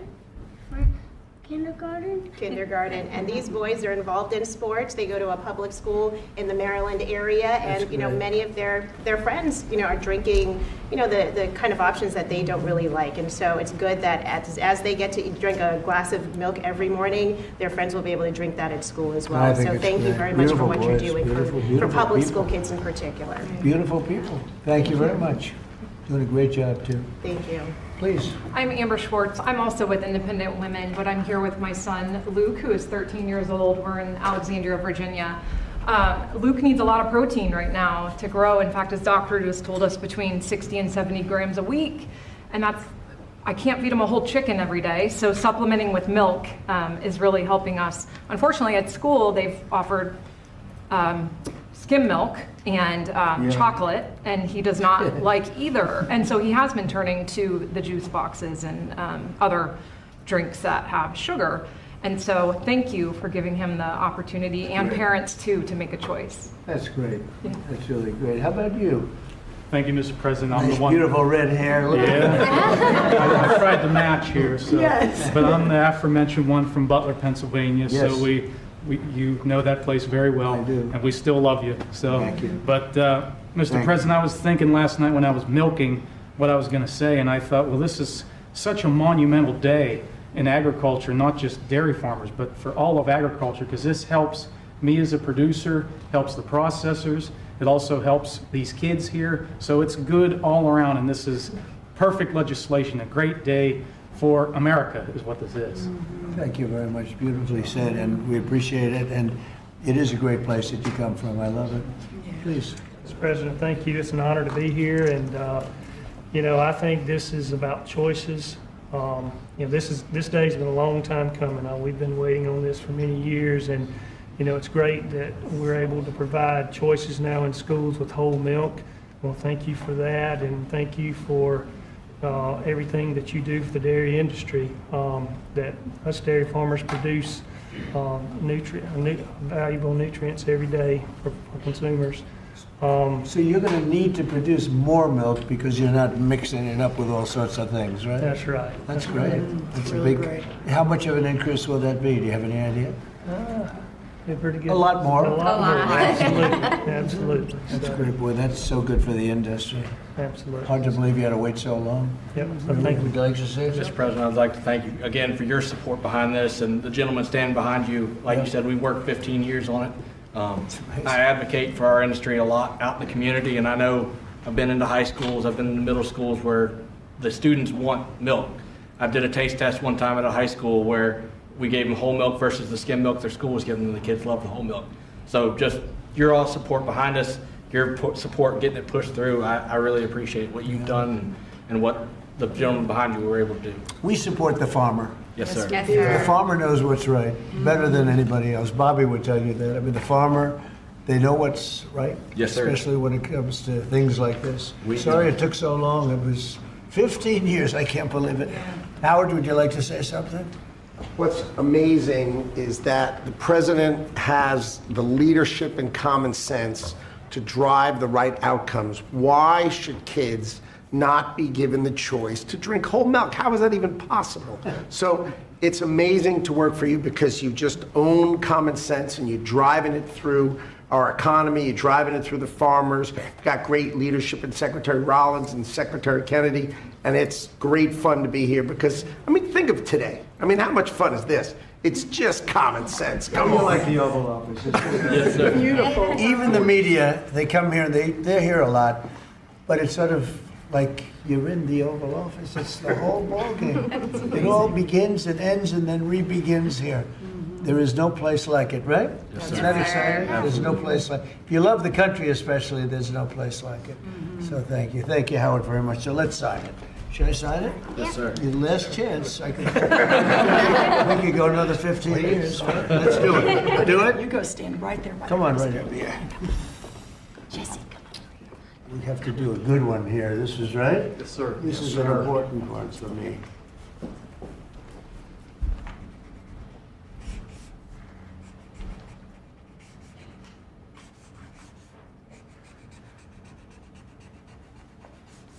Okay, not bad. Not bad.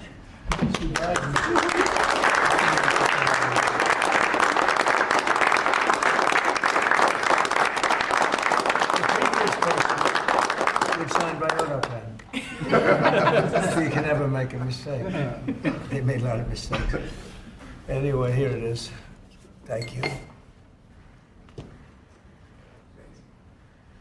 Thank you all very much. You have it, right? Thank you. Gonna Thank drink you. a lot? Thank you. I'm going to start drinking a lot of milk. We appreciate it. Okay, thank you very much. That's great. Here, hold that on for a little while. You'll give it to us later, okay? It was a good job you did. That's great. So, any questions on what we just signed, please? Mr. President, Yeah, let's talk about this first. I've got one on the milk. Coming from a family, my dad was a dairy engineer from Texas Tech University. Big, strong guy. There he is. Drink lots of whole milk in my day. Would you look at this as being a shift from what the industry kind of went woke with the oat milk and the almond milk? It's amazing. It's going exactly the opposite direction. Let's talk about the impact of dairy farmers on this whole bill. There are a lot of changes being made in the last year, as you know. We're still a little bit less than a year. I think there's probably never been a year like this for a president or for a country. We have tremendous success. We've had success with everything we've done. And the economy now is coming back. And here's an example of farmers. They're going to be working harder to produce because it's not going to be watered down by something. And it's great to see it. And if you'd like a zip of that, I'd give it to you. It's actually been here. It's only been here for a few minutes before we started. It's not 5 days. 5 days and open, right? No, it's not. But it's an honor. What we've done in the country in the last year, it's incredible. All of us together. It's incredible. So I appreciate the question.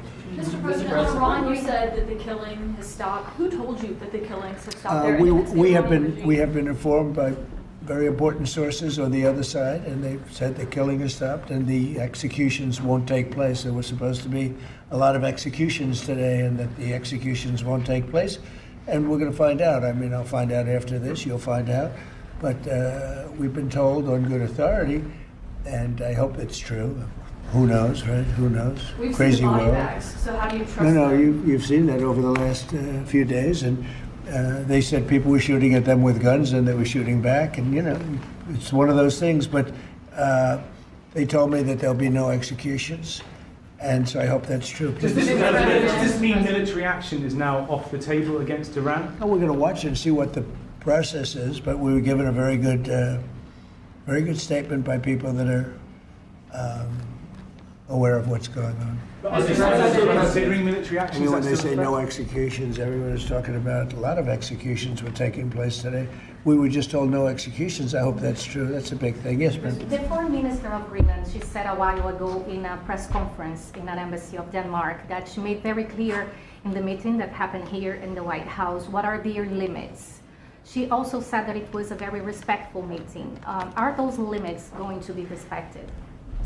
Well, we're going to see what happens with Greenland. We need Greenland for national security, so we're going to see what happens. They're going to brief me on the meeting right after this conference. In fact, the sooner I get you out, the faster I'm going to know exactly what happened. But we have a very good relationship with Denmark, as you know. We'll see. But, we're doing the Golden Dome. We're doing a lot of things, and we really need it. If we don't go in, Russia's going to go in, and China's going to go in. And there's not a thing that Denmark can do about it, but we can do everything about it. More in what they can do there? Well, we're going to see. I mean, look, we're going to see what happens, but we need it. I'm not the first one. This was talked about by President Truman, and 40 years before President Truman, they were talking about it. They've been talking about this for 100 years. This is not anything so new. A lot of people don't realize that, but this was a hot subject. Probably not as hot as it is now, but it was a hot subject for a long time. We need it for national security, and that includes for Europe. And I spoke with, as you know, Mark, the head of NATO, and he really wants to see something happen. It's very important.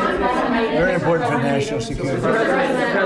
It's being reported that Health and Human Services released frozen funds to Planned Parenthood. I'm wondering why this happened and why Planned Parenthood is receiving any federal funds. I don't know anything about that. Bobby, do you know anything about that? What was the question? It's being reported that frozen funds were released to Planned Parenthood in December by HHS. I'm wondering why that happened. I have not heard that. I have not heard that. Mr. President, on NATO, right now it sounds like you are saying that you would potentially acquire Greenland by force. That would be a NATO country. The United. Are you saying that? Would you do that? No, you're saying that. Would you I acquire didn't that by say it. force No, right you're now? telling me that that's what I'm going to do. You don't know what I'm going to do. So what are the options? Your then? network Because doesn't know either. The Danish foreign minister said that there's still fundamental differences after the meeting with Rubio and with the vice president. Are you willing to leave the NATO alliance in order to get what you want with Greenland? What are the options right now? Well, I wouldn't be telling you what I'm willing to do, certainly. I'm not going to give up options, but it's very important. Greenland's very important for the national security, including of Denmark.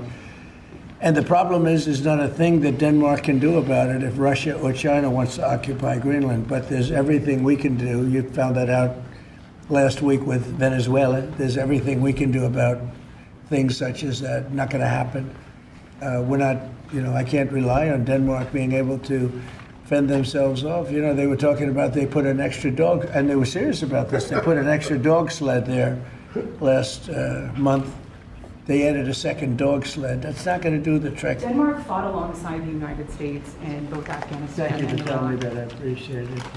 But I have a very good relationship they're with an Denmark, ally and we'll see how it all works out. I think something will work out. Yeah, please. On Venezuela, Cabello, the de facto number 2 in Venezuela right now, he seemed pretty reluctant to work with the U.S. And obviously he's They just gave us 50 million Cabello, barrels of oil. the number 2, the Venezuela security I don't chief. know. I know the number 1. We just had a great conversation today, and she's a terrific person. I mean, she's somebody that we've worked with very well. Marco Rubio is dealing with her. I dealt with her this morning. We had a long call. We discussed a lot of things, and I think we're getting along very well with Venezuela. Yeah. Mr. President, created a new Assistant Attorney General position dedicated to rooting out fraud. Yeah, he's fantastic. The person is fantastic. Who is it? It's a he. When are you I will gonna- tell you maybe within minutes. I mean, I don't know if it's appropriate to say yet because we're going through a process, but we have chosen a person who's very tough, very smart, very fair. You gave a speech yesterday in Michigan about how you've recalibrated the American economy to work for workers, U.S. auto factories. We've seen core inflation's completely tamed. You lowered the trade deficit to the lowest amount since 2009. American exports are growing, but we're also waiting on the Supreme Court case with the tariffs. Given the success that you've had in the first 12 months, what is at stake in this case, It's a sir? little bit like whole milk. I can't believe we even have a case. This was a case started by very China-centric people and also anti-American people, frankly, people that don't want us to do well. Tariffs have helped us stop 8 wars. They've helped us get the best trade numbers we've ever had. They've helped us get $18 trillion brought into the country. And maybe above all else, they've given us tremendous national security. Just the threat of tariffs. You saw that just yesterday when I put tariffs on a certain country. We won't talk about that country, but you know who it is, based on the fact that if you do business with that country, it's going to make them, it's going to bring them to the table a lot faster. So we have made hundreds of billions of dollars with tariffs. We have very little inflation. Think of it. Inflation's gone down and productivity, everything has gone up. We've never taken in money like we have. We've never had anywhere near $18 trillion invested in our country, neither has any other country. It's the biggest number by maybe 5 times. 5 times, not 5%, 5 times. Nobody's ever seen numbers like this. We have plants going up. You mentioned I was in Michigan yesterday. I was at the Ford plant where they make the Ford 150. It's one of the original plants. It was from before World War I. It's a giant plant. That plant was probably going to be closed. And 2 years ago, they were doing very poorly. And now they just announced yesterday that they're going to go 24 hours around the clock. 3 shifts, which they rarely do. That's Ford, and Ford's having the best numbers they've ever had. General Motors having the best numbers they've ever had. Stellantis, which hasn't been here, is now investing billions, tens of billions of dollars on building in the country. We're building auto plants all over the country. We're building AI all over the country. We're leading China by a lot, and a lot of it has to do with tariffs. That would be a very disappointing decision. And especially since the people that are fighting me are people that want China to do well. And we're doing great against China. We're doing great against everybody. We're the hottest country anywhere in the world. As I say often, we're right now the hottest country anywhere in the world. And a year and a half ago, we were a dead country. Thank you very much, everybody.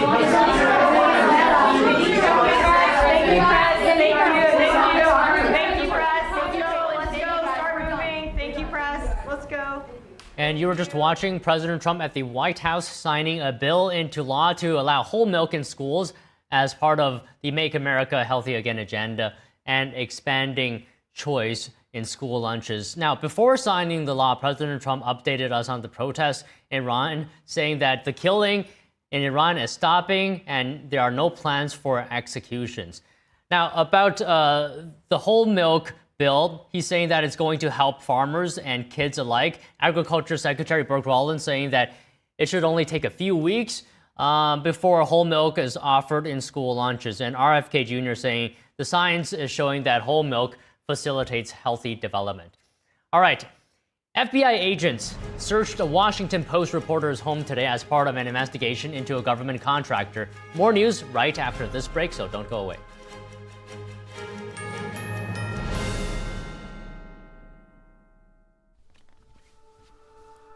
Hi, my name is Brady.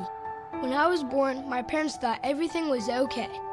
My mom and dad were so excited to take me home. I still get goosebumps telling this story. Several days in, his skin started to become very cold and clammy. We noticed that he had become blue around his mouth, and something was just very off. We packed up as fast as we could. Brady stopped breathing twice on the way to the pediatrician. And that was one of the #1 things that just haunts me to this day. I was born with a congenital heart defect called aortic coarctation. If my parents waited just one more hour to drive me to the hospital, I would not be here today. But thanks to research funded by the American Heart Association, I had heart surgery that saved my life. But not every kid is as lucky as me, which is why we need your help. Just call the number on the screen or go to helpheart.org. For only $19 a month, just 63 cents a day, you can help. Get people trained in CPR. Get more hospitals certified in high-quality cardiovascular care. And help fund the next medical breakthroughs to help save kids like me. When you donate to the American Heart Association, you're helping save lives like my son. And now, my son is happy and healthy thanks to the support of people like you. When you call with your $19 a month, you'll get this really cool t-shirt as a thank you. Many children die from congenital heart defects. I can't wait to grow up to become a heart surgeon and fix babies' hearts, but until then, I'll keep helping the American Heart Association. So please join me. Just call the number on your screen or go to helpheart.org to become a monthly donor and help save lives. August was born 3 pounds, 9.8 ounces. When I first saw him, it was like a whole range of emotions, joy, sadness.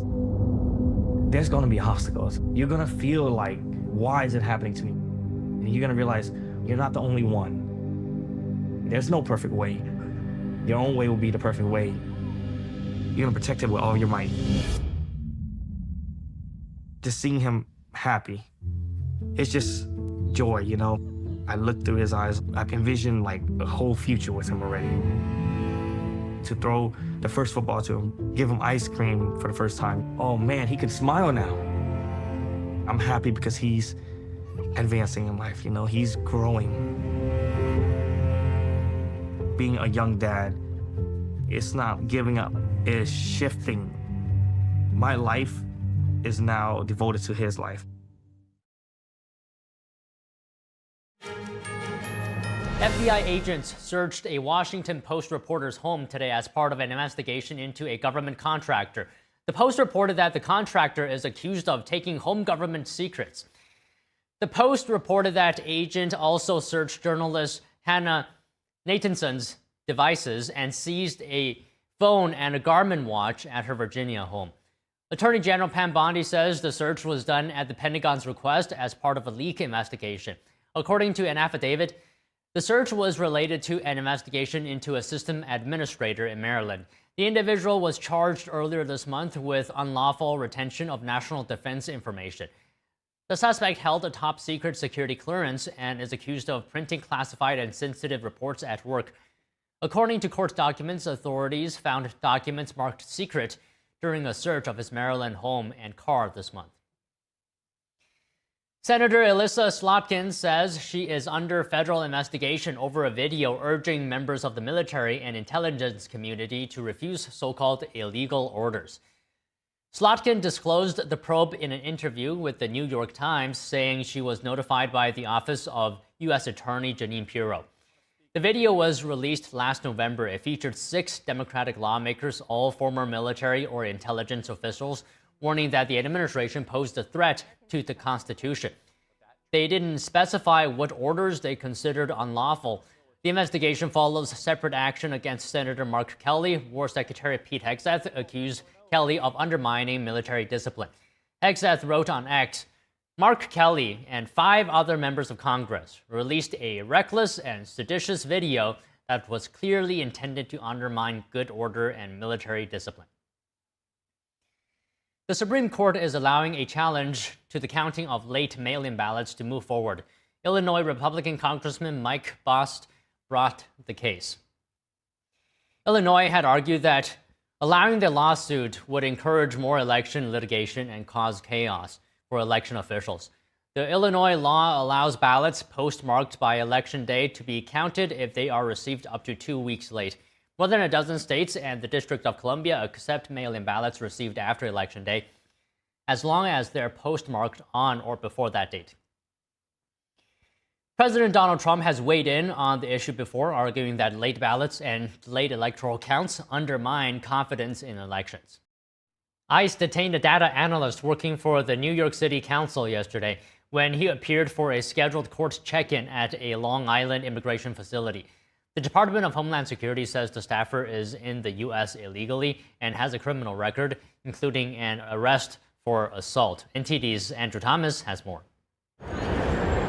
According to ICE, the Venezuelan national arrested in New York City yesterday entered the U.S. in 2017 on a B-2 tourist visa. DHS said he had been required to leave the country by October of that same year. The department added that the individual had no work authorization. In announcing the arrest, DHS pointed to similar cases involving government employees who were also in the country illegally. In one instance, a Montenegrin national who was working as a police officer in Illinois was arrested. DHS said that individual had overstayed his B-2 tourist visa by more than a decade. In another case, ICE arrested a Guyanese national in Iowa who was allegedly in possession of a loaded handgun. DHS said he entered the U.S. in 1999 on a student visa and had been working as the superintendent of Des Moines Public Schools at the time of his arrest. Andrew Thomas, NTD News. The U.S. is pausing all visa processing for 75 countries, including Somalia, Russia, Nigeria, and Thailand. Fox News obtained a memo from the State Department. It said the pause on visas will begin January 21st and continue indefinitely. In the meantime, the department will reassess its screening and vetting procedures. The White House later posted the Fox News report. It's part of an effort to make sure the visa applicants don't become a public charge, meaning someone who relies on welfare. Other countries affected include Afghanistan, Brazil, Cuba, Colombia, Iran, Pakistan, and Syria. The change comes amid national attention on alleged welfare fraud in Minnesota. Many of those accused are immigrants from Somalia. Tragedy in Thailand. At least 32 people have been killed after a construction crane fell onto a passenger train. The project is part of the Chinese regime's Belt and Road Initiative. Here's more. Mangled carriages and hanging debris. This scene came from the site of a train derailment in Thailand on Wednesday. A construction crane fell onto traveling passenger carriages, killing at least 32 people and injuring another 66. I heard the noises screeching and then bam, bam, bam all the way over there. When the dust settled, I saw the top of the train carriage. The accident occurred in central Thailand, some 140 miles northeast of Bangkok. The train was traveling northeast from the capital with 195 people on board. The search for more bodies and possible survivors was ongoing. Thailand's prime minister visited the site of the disaster. He vowed to investigate the cause and compensate the victims. We have always been concerned about safety, but I think we have to investigate whether they have done this in accordance with the design and methods of construction or not.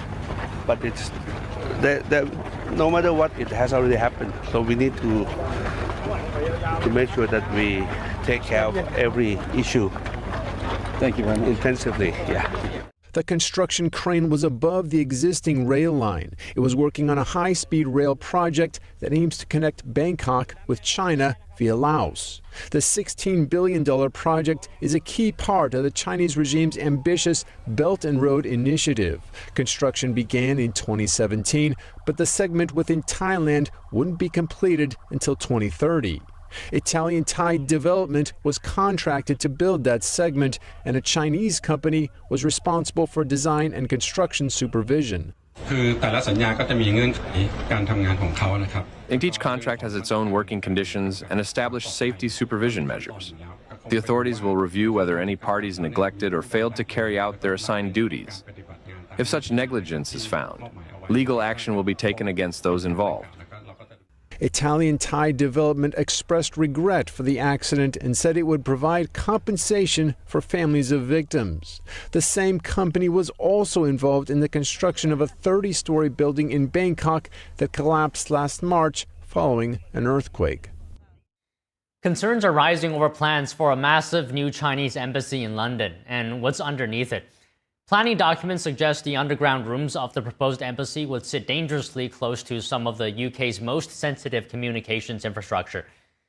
The proximity is raising security concerns in both the UK and the US. Here's more.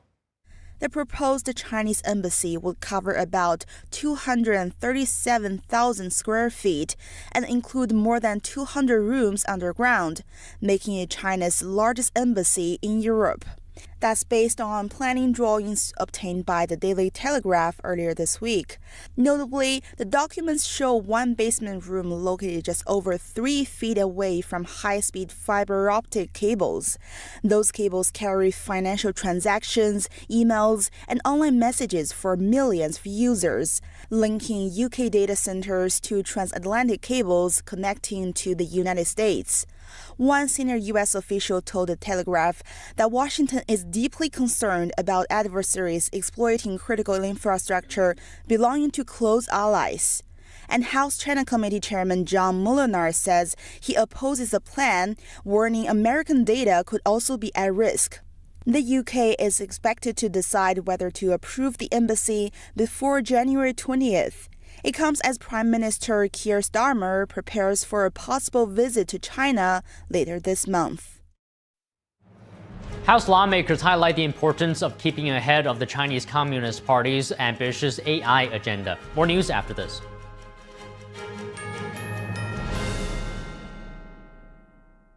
A performance that truly matters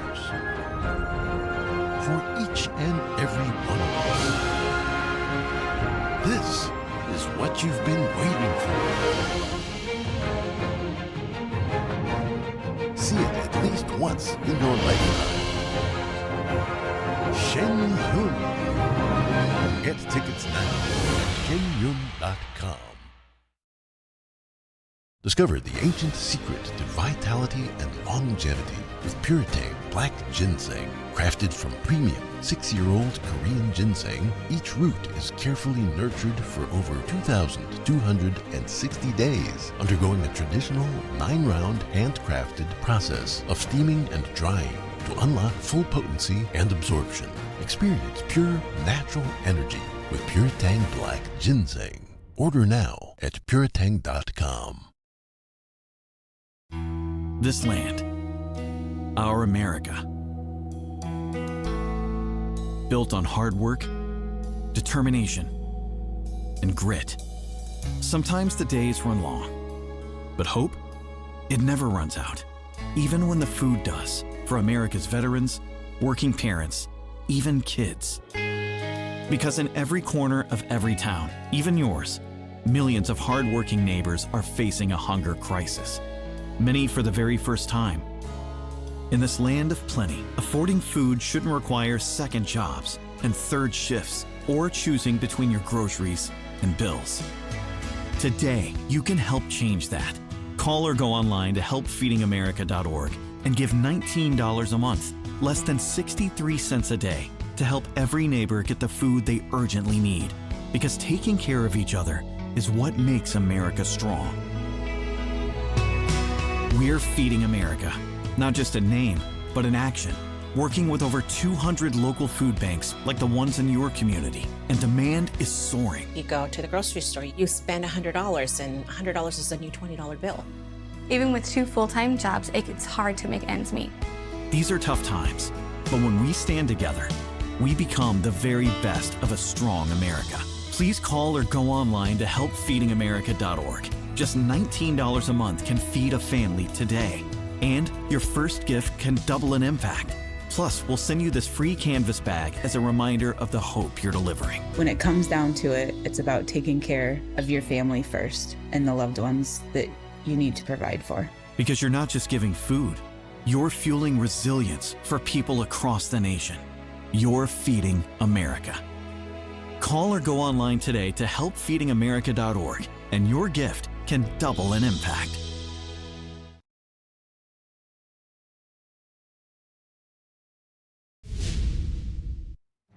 Welcome to NTD Newsroom. I'm Don Ma. The U.S. freezing all visa processing for 75 countries, Somalia, Russia, Iran, and Thailand among those affected. A new lawsuit filed against Minnesota. The Justice Department is challenging the state's diversity requirements for state agencies. A victory for an Illinois congressman who sued the state over a voting law that counts ballots 14 days after the election. The Supreme Court said he has a right to challenge it. House lawmakers highlight the importance of keeping ahead of the Chinese Communist Party's ambitions on AI. Jason Blair reports. More than 200 rooms underground, some just 1 yard away from UK's most sensitive communications infrastructure. China's planned embassy in London raises international concerns.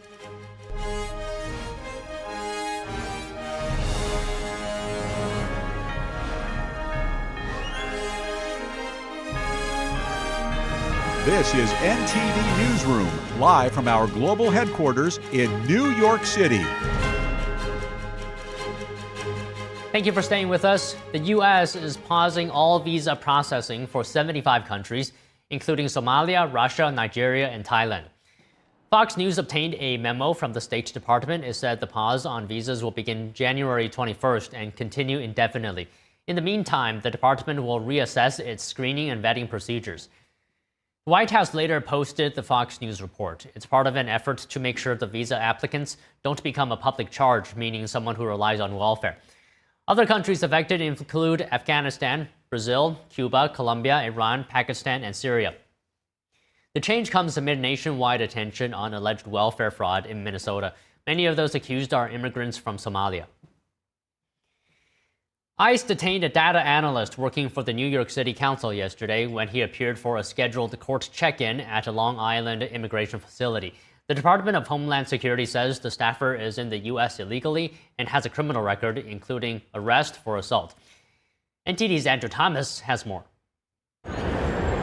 According to ICE, the Venezuelan national arrested in New York City yesterday entered the U.S. in 2017 on a B-2 tourist visa. DHS said he had been required to leave the country by October of that same year. The department added that the individual had no work authorization. In announcing the arrest, DHS pointed to similar cases involving government employees who were also in the country illegally. In one instance, a Montenegrin national who was working as a police officer in Illinois was arrested. DHS said that individual had overstayed his B-2 tourist visa by more than a decade. In another case, ICE arrested a Guyanese national in Iowa who was allegedly in possession of a loaded handgun. DHS said he entered the U.S. in 1999 on a student visa and had been working as the superintendent of Des Moines Public Schools at the time of his arrest. Andrew Thomas, NTD News. The Department of Homeland Security is confirming that the ICE agent involved in the deadly shooting of a woman in Minnesota was injured. The DHS has confirmed to NTD that the agent suffered internal bleeding to his torso. This is from the incident last week where Renee Good appeared to drive her car into him, and then she was shot and killed. Her former father-in-law, Timmy Macklin, told CNN that he doesn't blame ICE or Good. Macklin mentioned seeing the video and saying it's hard to react in a situation like that. He went on to say that everybody makes bad choices, adding that if Good had been walking with God, she would not have been there. Minnesota is getting sued over the state's DEI policies. The Justice Department has launched a lawsuit against the state's so-called affirmative action regime. The case challenges the state's requirement for all state agencies to implement sex and race-based affirmative action plans. On X, the department said, quote, making hiring decisions based on immutable characteristics like race and sex is simple discrimination. Attorney General Pam Bondi added in her own post that this is, quote, discriminatory DEI codified into bad state policy.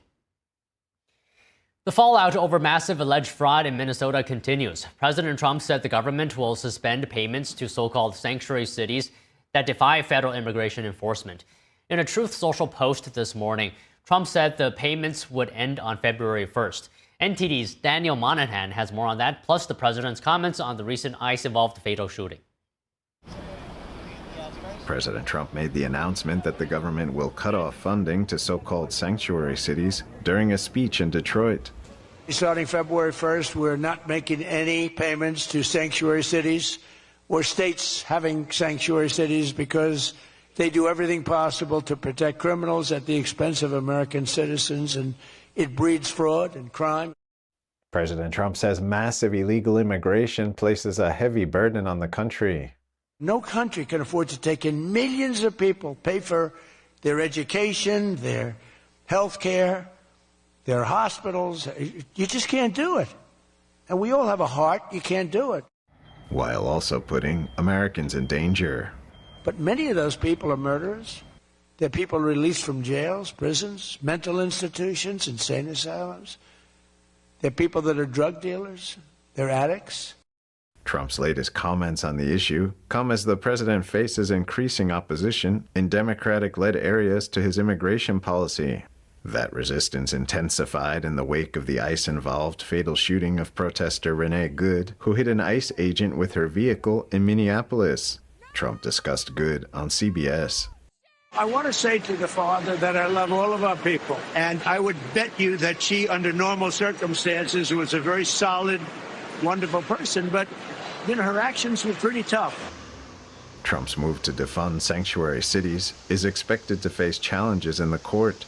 In April, a court prohibited a push by Trump to rescind funding for jurisdictions deemed to be sanctuaries.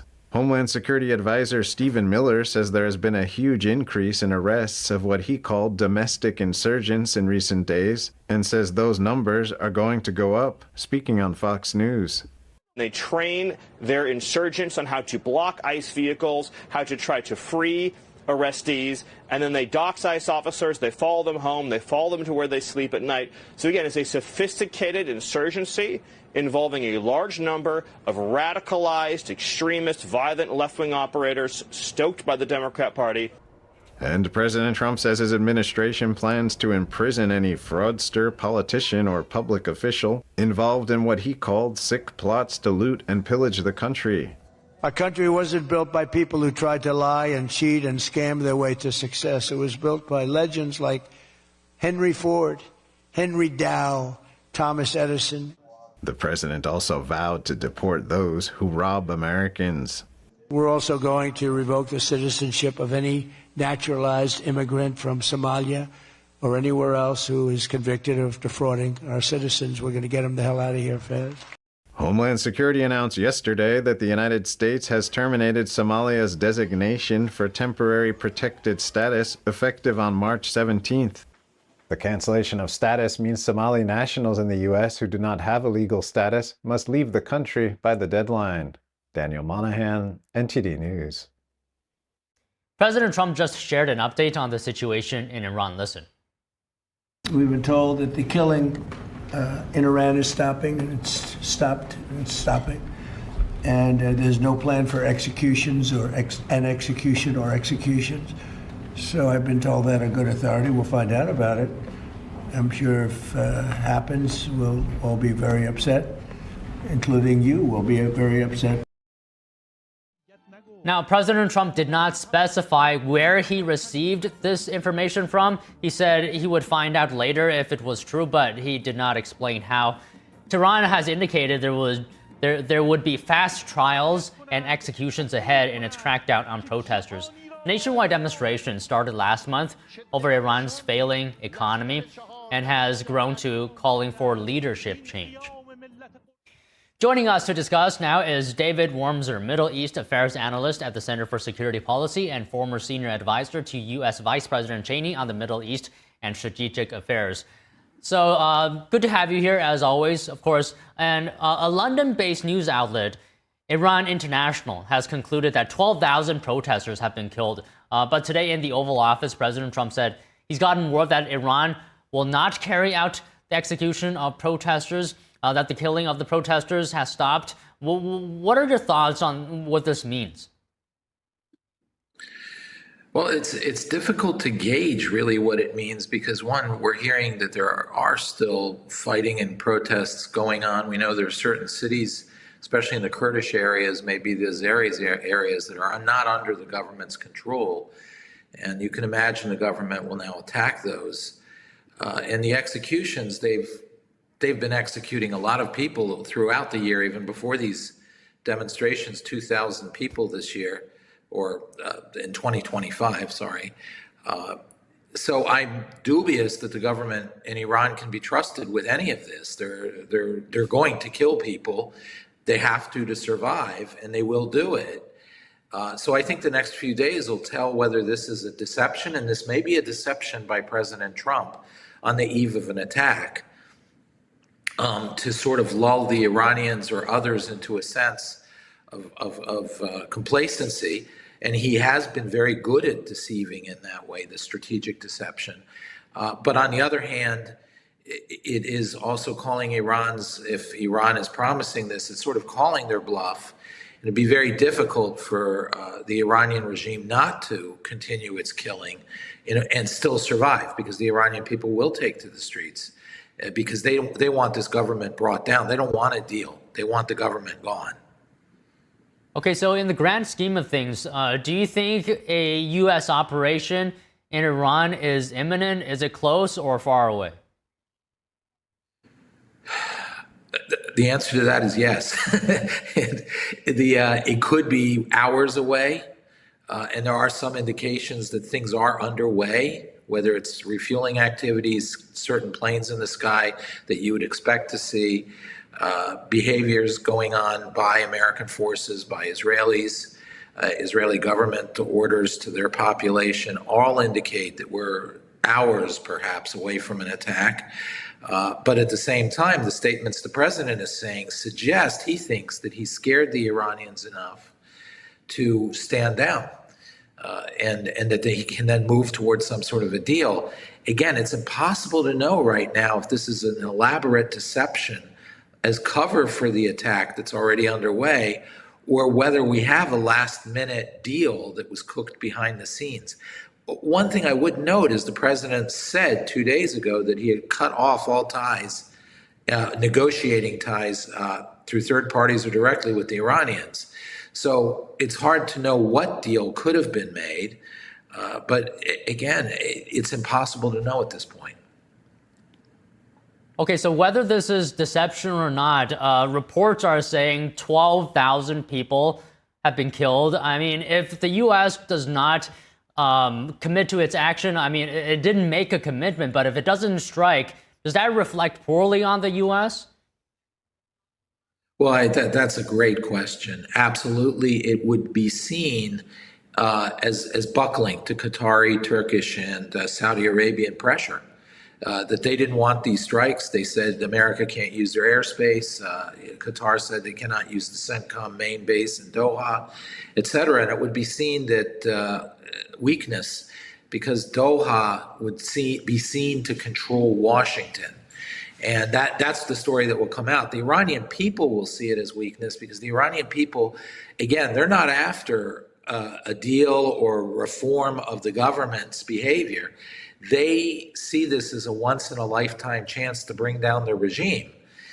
And they will be horribly frustrated and upset that they will have had the rug pulled out from under them, and they will see it as weakness. The only explanation for that in their mind will be weakness. The Israelis will feel frustrated if it's indeed a deal because there are other issues. One, it's the people. The Israelis are very much for having some sort of a regime collapse, because it's the only real solution for the Israelis to the nuclear problem, the missile problem, and so forth. But if there's no regime collapse, Israel would have to now strike the missile program, because the Iranians are hitting Israel's red lines again and rebuilding. And that puts Israel, if there's a deal, that puts Israel in a very difficult position to do that. So again, the Iranian people, if it's real and there is a deal, the Iranian people and the Israelis are very nervous about this. The Saudis, the Qataris, and the Turks are deeply opposed to regime instability in Iran and encouraging it in an American strike. So they would be ecstatic. So how do you think our adversaries or countries that are not so friendly with the U.S. will be looking at this? For example, if the U.S. does not commit to strikes in Iran, how might the Chinese regime, for example, be viewing these events as they play out? That is another excellent question. The Chinese regime is a very important factor here. Whenever you have let's say the American struck, or there was the revolution succeeds on its own, anywhere you see a major country, and Iran is a major country to which Iran pays a lot of attention, would have a freedom revolution, a revolution that brings freedom to a country from a dictatorship or a totalitarian ideological regime like Iran or China. It will affect countries like Cuba and, of course, the big one, China. We know Tiananmen happened right after the Russians collapsed. The idea of freedom is very infectious, and that's what's worrying the that's what's worrying the Chinese heavily, is the precedent that if Iran liberates itself, what that would mean for China. So obviously the Chinese would be quite relieved if a crisis were averted here. They will cast it in terms of, they want peace, and if they're relieved that peace broke out and diplomacy won.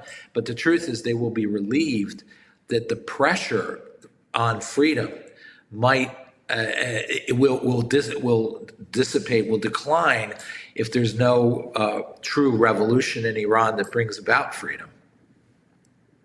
Okay, so David, I want to squeeze in one final question here on the peace deal, the Phase 2 peace deal for Gaza.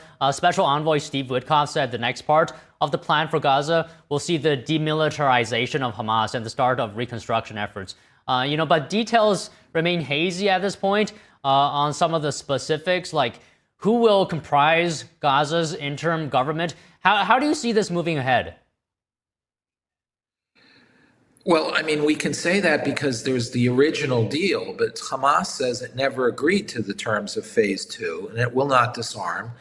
And their sponsors, Turkey and Qatar, once again, do not want them to disarm at this point, and are trying to convince the United States to allow them to exist as a weak rump government in the remainder of Gaza. So there's a real problem here. There's no mechanism to disarm Hamas voluntarily, or diplomatically, or through an international force.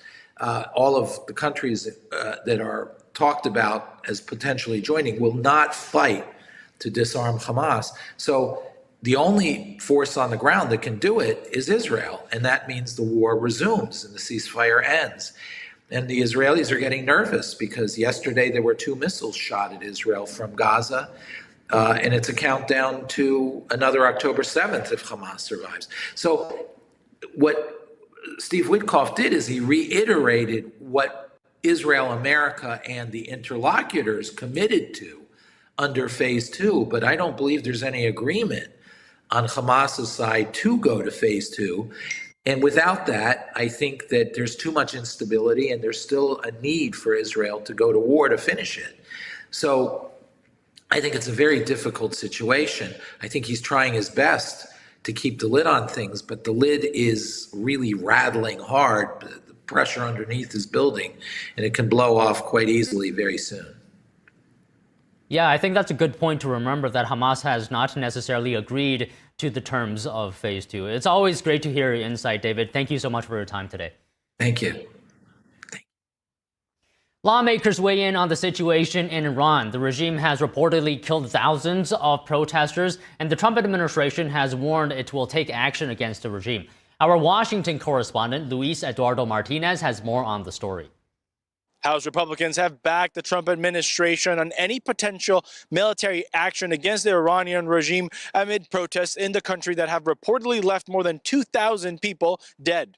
We stand in solidarity with the people of Iran who clearly want change after, 50 years of absolute disaster. Defer to the president and his capacity as commander-in-chief, and he and Secretary Rubio and their engagement with Iran and with our allies, and continue to put pressure on them. And people are getting slaughtered, and you've got a regime that's been, all they do is export terrorism, and they've killed Americans. So I wait to see what the president does. Anything he does will be very strategic, and we'll just see what happens. I think he knows the Constitution and what he can do. Well, I think he's a man of his word, and he said he's going to. I think we're positioning troops and assets, so I expect it sooner rather than later. The brutality that's we're hearing underground coming out of Iran is truly horrific. Well, the president said that he was going to protect the protesters, and I certainly hope the Ayatollahs get the message, just like Maduro did not get it. So I am in favor of the protesters. Let them speak their mind. Some House Democrats support the Trump administration, putting pressure on the Iranian regime, but through diplomatic means. We should work with our international partners and exert our leverage and pressure them to stop the violence. I'm glad to see that SpaceX is considering offering Starlink to people in Iran so they have internet access, but we should not be going to war. Others have called on a war powers resolution to limit the president's powers to act militarily against the Iranian regime. We need to have a war powers resolution that covers all of these situations. It is time for the United States Congress to retake its constitutional power and reestablish the balance, right? And don't get me wrong, this is not just about Donald Trump alone. This is a problem that has been 20 years in the making. On the Senate side, Senator John Fetterman, the Democrat from Pennsylvania, has backed President Trump in the case that the Trump administration takes military action against the Iranian regime. Have that poisonous regime now in spiral. So why wouldn't we want to support that and those brave protesters? I think we can all agree that the world would be better, safer, and more just if you could break that regime. The U.S. government has begun evacuating personnel from the Al Udeid air base in Qatar, the closest military air base the U.S. has to Iran. Reporting from Washington, D.C., Luis Eduardo Martinez, NTD News. To discuss the Supreme Court hearing on cases of state laws banning males from playing in female sports, with us is Macy Petty. From Concerned Women for America and former NCAA volleyball player, she's competed against men and identifying as women before. Okay, Macy, thank you so much for joining us. We've read about your story and playing volleyball and competing. Really, it really meant something to you. And as you know, athletes work so hard to reach peak athletic performance. How did it feel to you one day that you had to compete against a man? Frankly, it was pretty humiliating, but at the time, I would say dominating emotion was just pure confusion. I have graduated college. I'm now working full-time in DC, but this was back in my recruiting process to play in college. So we're talking about 6 or 7 years ago now, when I had to play against this boy who was identifying as a woman and therefore got to exempt himself from all of the rules of the game that say men have to play on men's teams. And so I was, like I said, competing for a college scholarship, trying to woo over these college scouts. But instead of watching the skills that I had spent the last, basically my entire life building, they instead watched this boy slam the ball in our faces. It's an important note that in volleyball, men's nets are over 7 inches higher than women's nets. There's a reason. Of course, the play of the game also looks totally different for men just because their bodies are different. And so this was not only unfair, it was humiliating in front of these college scouts, but it was also unsafe. I have friends who have played volleyball against men and have suffered serious injuries at the hands of a male competitor. So at the moment and perhaps the time afterwards, what did you feel? Did you feel, for example, pressured to not talk about your feelings, to stay quiet? Well, like I said, this wasn't really an issue that had made its way to the political landscape yet, at least as far as I knew it. By no means was it part of a political campaign or anything like that. It was just plain on its face cheating. Never in a million years would I have guessed that someone would actually advocate for this as progress. Nobody really thought that at this time. It was just obviously cheating. And so I kind of assumed that USA Volleyball, which was the sanctioning organization over the event, was going to find out that this boy was cheating and put a stop to it. And man, was I wrong. Ever since, when in trying to advocate with USA Volleyball, I've learned that this is exactly the future that they envision for female athletes. So that's when I joined Concerned Women for America. I used all 4 years that I was a college athlete in the NCAA to try and advocate for change and protect women on the basis of sex. And now I'm here lobbying in the halls of Congress for the same thing. I'm really grateful for organizations like Concerned Women for America who have been fighting this fight long before it was cool or politically popular, definitely before I thought that this was an issue we had to fight until it was literally spiked in my face. So Macy, the plaintiffs in this case claim that the use of puberty blockers or hormones eliminate physical advantages. What do you say to that? Of course it doesn't. We saw that plain on its face when the NCAA allowed Will Thomas, to compete in the women's swimming categories. And he stood at 6'4" tall, all, dominating over these women. Of course, there's so many parts about his body that would not change no matter how many synthetic hormones he pumped his body with, primarily being his height, his hand size, his feet size, but then of course lung capacity and things like that too.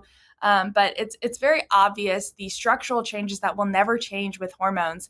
And the only thing that these things are doing is incentivizing children to get on hormones even earlier, which will disrupt natural and normal development and have horrific and devastating consequences on their health moving forward. Okay, can you also talk to us about this case for you? Is it about fairness in women's sports? Is there more than that? Of course, there's more than that. To me, as a female athlete, it does hit home for me. I can sympathize with these female athletes that we're talking about. This isn't just a category of human beings. This is women who are fighting every day, waking up early, trying to increase their vertical and eat right and get faster and all these things. But no matter how hard they do them, they'll never be able to have the same biological advantages that a man would have over them just for purely existing and being born that way. But it goes far beyond that. For me, I'm a Christian woman, and I believe that God created us male and female. I know that to be true. It's self-evident all around me. And I can see very clearly that this is a spiritual attack against our Creator and denying what He said to be true. And that, like I said, I see all around me. And so I'll continue to defend women, not just in sports, but throughout all creation, because this is truly about the dignity of women. Women are about so much more than just a costume or an identity. So how consequential will this ruling be for women's sports and overall generally? It'll be definitely a big consequential decision. I will say I'm very confident going into it. Really, this is such a simple decision. They're arguing whether these laws that say men have to play on men's teams are valid and consistent with the Equal Protection Clause of the Constitution, which is quite ironic to me because there's nothing equal about allowing a man to bypass the rules that women have to abide by and other men have to abide by. It's what keeps things equal and fair. There's nothing equal about exempting a man from the rules because of the way he identifies. So I think personally, this is a slam dunk for us. It's true on its face. Anyone who reads this case with a clear and blind view, as they should, as justices sitting on the Supreme Court, they will vote the right way on this. But it is true that if the Supreme Court somehow devastatingly comes out and says that these laws cannot stand, that would be horrible for the future of women's sports and beyond just sports, but the dignity of women. And Title IX, of course, Title IX is our federal standard that already makes it illegal for a man to compete on women's sports because that's discrimination on its face. And so all of these protections that we have for women, when we dismantle the truth that they were built upon, will dissolve. And with that, the protections for women, the opportunities for women will dissolve with it. Well, I want to say a guest I spoke to yesterday said that he thinks the ruling will be 6-3 in favor of upholding the ban. Okay, Macy, really appreciate again you talking to us today. Thank you so much. Yeah, thanks so much for having me. I appreciate it. A victory for an Illinois congressman who sued the state over a voting law that counts ballots 14 days after the election. The Supreme Court said he has a right to challenge it. Find out more after this break.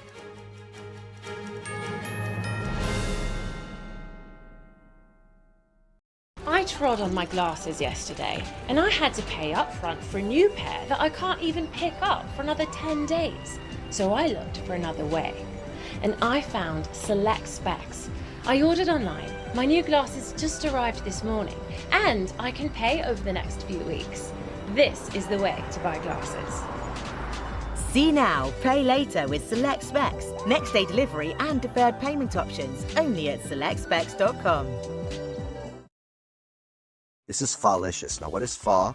It's an authentic Vietnamese noodle dish. Pho-licious chicken pho brings the comforting, aromatic flavors of Vietnam to your bowl. And Mama Thu's signature spice blend. Well, this chicken pho is as close to homemade as it gets without the wait. Some cubed chicken, a little lime, and then the magic moment. See you soon, my friends. Pho-licious is now available at your local Walmart or walmart.com. Amazing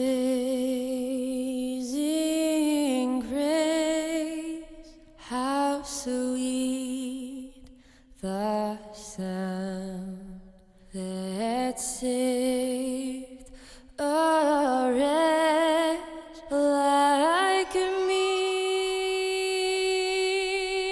I once was lost, but now I'm found. Was blind, but now I see. They're just young people, hungry, homeless, and vulnerable. Abused youth often feel safer on the street. Now, more than ever, that's the most dangerous place of all. Covenant House is helping young adults facing homelessness. We're providing safe shelter to thousands, but the need is overwhelming, and no young person is ever turned away. Please call or go online now with your gift of $19 a month to help a young person. You'll provide safe shelter, hot meals, and medical care. Your gift will show them they're loved. Homeless young people are afraid and alone with nowhere else to turn. You want to know that there's somewhere you can go that's safe. So the Covenant House did that for us. Please call now with your gift of $19 a month. We'll send you this blanket as a reminder of the comfort your gift provides a young person tonight. Please don't wait. Your gift is the lifeline a young person needs now. Call the number on your screen or go online to safeplacetosleep.org. Thank you for saving precious lives.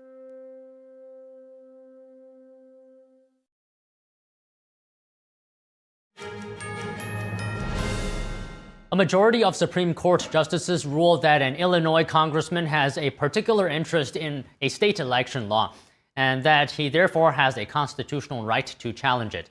NTD's Arlene Richard has more. The Supreme Court said Wednesday that a congressman and other candidates for office could sue the state of Illinois over its mail-in voting law. The law allows for the counting of ballots received up to 14 days after Election Day. Chief Justice John Roberts, writing the opinion for the court, said the law could injure a candidate for office in several ways, like causing him to lose an election. Illinois Republican Congressman Mike Bost and two other political candidates had filed a lawsuit claiming the rule violated federal law. His attorney, Paul Clement, argued last October that counting those ballots is unlawful. Those unlawful ballots could cost Congressman Bost the election or at least reduce his margin of victory, and he has to pay his campaign staff for 2 extra weeks. The state of Illinois argued the case should be dismissed because the congressman didn't have standing to sue. The legal doctrine requires someone to show he's been individually injured by the law. They said he focused only on possible future harm. Bost used the words if and may without any explanation when referring to the possibility of an election loss or reputational harm. These conclusory and incomplete statements describe the mere theoretical possibility of injury. They are not evidence of a substantial risk of harm. Lower courts agreed with the state and dismissed the case. Chief Justice Roberts stated in the opinion that political candidates have a personal stake in the rules that govern the counting of votes, and therefore they have standing to challenge the rule. Justices Ketanji Brown Jackson and Sonia Sotomayor disagreed with the majority's opinion and said in a dissenting opinion that the congressman should have been required to show that he had in fact been harmed. Arlene Richards, NTD News. FBI agents searched a Washington Post reporter's home today as part of an investigation into a government contractor. The Post reported that the contractor is accused of taking home government secrets. The Post reported that agent also searched journalist Hannah Nathanson's devices and seized a phone and a Garmin watch at her Virginia home. Attorney General Pam Bondi says the search was done at the Pentagon's request as part of a leak investigation. According to an affidavit, the search was related to an investigation into a system administrator in Maryland. The individual was charged earlier this month with unlawful retention of national defense information. The suspect held a top-secret security clearance and is accused of printing classified and sensitive reports at work. According to court documents, authorities found documents marked secret during a search of his Maryland home and car this month. Senator Elissa Slotkin says she is under federal investigation over a video urging members of the military and intelligence community to refuse so-called illegal orders. Slotkin disclosed the probe in an interview with the New York Times, saying she was notified by the office of U.S. Attorney Jeanine Pirro.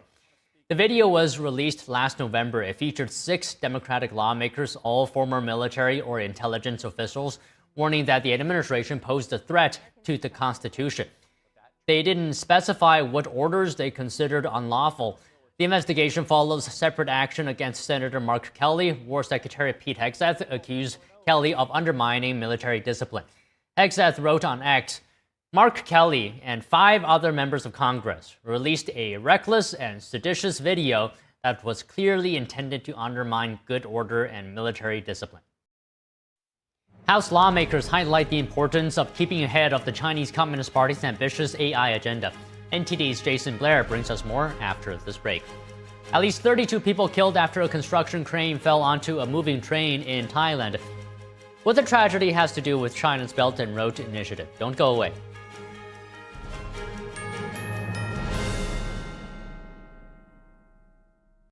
According to ancient Chinese medicine, purslane is considered a medicinal herb and is used to help lower cholesterol, improve vascular functions, and prevent diabetes. Perilla seeds can nourish the lungs and spleen. It is used to treat asthma and improve pulmonary functions. Puritang green vegetable omega-3 is made from purslane and perilla seeds from Hwangmae Mountain in South Korea. It contains over 90% of omega-3, 6, 7, and 9, the highest concentration possible without chemical additives. The soft gel is made of natural seaweed. It is 100% organic and vegan.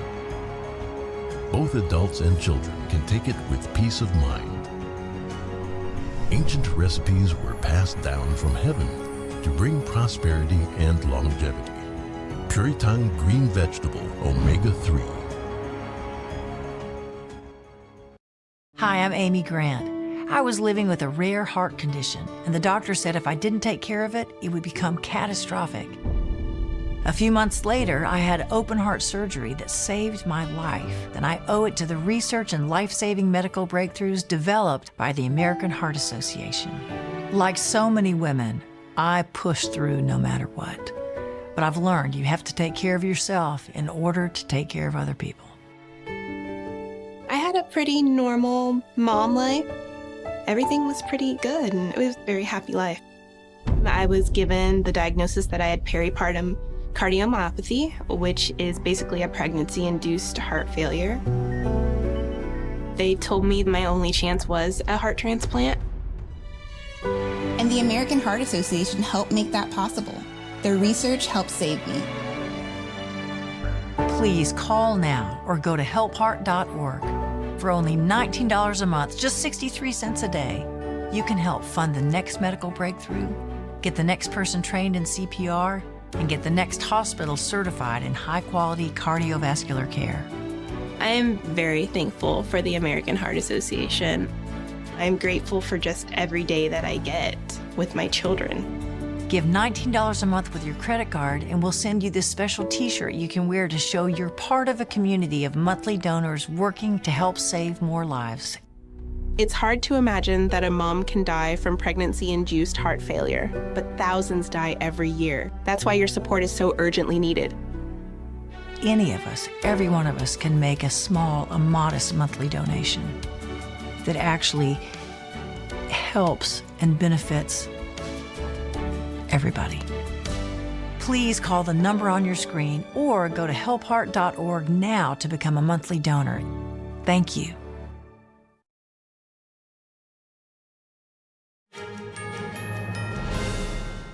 The State Department says Venezuela has released multiple detained Americans, calling it an important step in the right direction.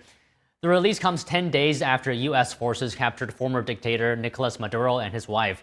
The department declined to say how many Americans were freed, though an official said diplomatic teams were involved in securing the releases. Venezuela says around 400 prisoners were freed so far, Venezuelan and non-Venezuelan both alike. Rights groups report far lower numbers, between 60 and 70. Human rights groups say hundreds of political prisoners remain behind bars. The Venezuelan government denies holding people for political reasons and says it has already released most of the 2,000 people detained after protests following the contested 2024 election. In the House, both sides of the aisle express agreement that keeping ahead of China in the so-called arms race is crucial in all areas of national and economic security. NTD correspondent Jason Blair has more from lawmakers on Capitol Hill. The AI arms race is key to America's national security and our economic security. The House Foreign Affairs Committee held a full committee hearing Wednesday, emphasizing the importance of having the U.S. stay ahead of the Chinese Communist Party in AI technology. In an environment where it seems that Democrats and Republicans can't agree on much, there seems to be an overwhelming consensus that America must lead the AI race. China sees us as the enemy. It's high time we do the same. The outcome of this race, it directly affects military competitiveness of the United States of America versus China. It is that black and white. I think all of us here, and I think most people at home, can recognize that no matter how you feel about AI, we want the United States to lead. Expert witnesses were invited to share their expertise and recommendations. My primary message to the committee is this: advanced AI compute is essential to the AI era, enabling both economic dynamism and novel military capabilities. Denying our foreign adversaries access to this resource, then, is a matter of both geostrategic competition and national security. Xi Jinping talked about AI in his New Year's address this year. He understands that this is a fulcrum, right? This is the pivotal technology that allows all these other technologies of the future and the near future. He sees this as so important that he is pulling out all the stops. Reporting in Washington, D.C., Jason Blair, NTD News.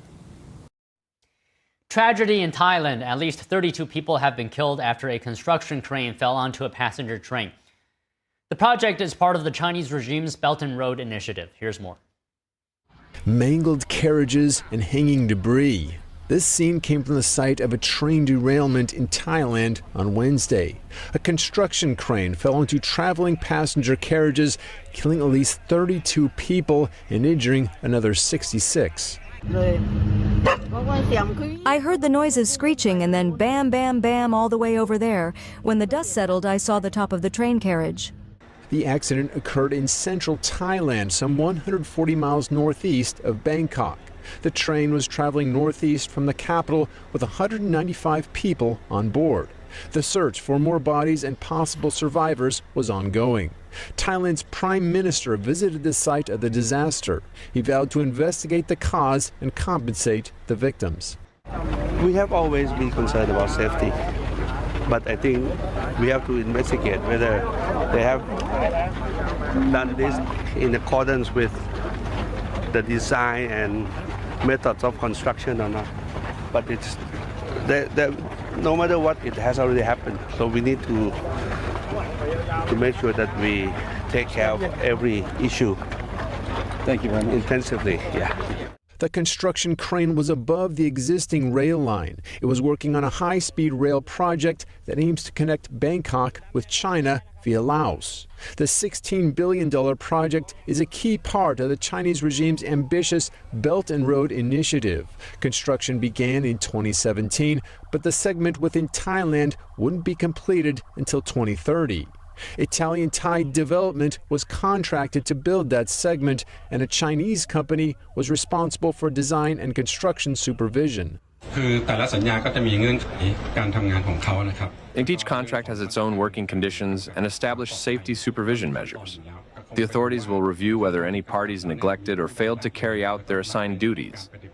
If such negligence is found, legal action will be taken against those involved. Italian-Thai Development expressed regret for the accident and said it would provide compensation for families of victims. The same company was also involved in the construction of a 30-story building in Bangkok that collapsed last March following an earthquake. Concerns are rising over plans for a massive new Chinese embassy in London and what's underneath it. Planning documents suggest the underground rooms of the proposed embassy would sit dangerously close to some of the UK's most sensitive communications infrastructure.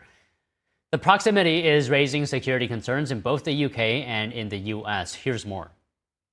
The proposed Chinese embassy would cover about 237,000 square feet and include more than 200 rooms underground, making it China's largest embassy in Europe. That's based on planning drawings obtained by the Daily Telegraph earlier this week. Notably, the documents show one basement room located just over 3 feet away from high-speed fiber optic cables. Those cables carry financial transactions, emails, and online messages for millions of users, linking UK data centers to transatlantic cables connecting to the United States.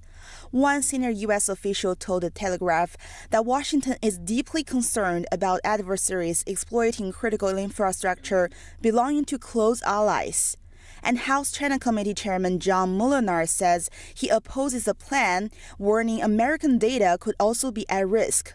The UK is expected to decide whether to approve the embassy before January 20th. It comes as Prime Minister Keir Starmer prepares for a possible visit to China later this month. High-end department store conglomerate Saks Global filed for bankruptcy protection, one of the largest retail collapses since the pandemic. Find out more after this break.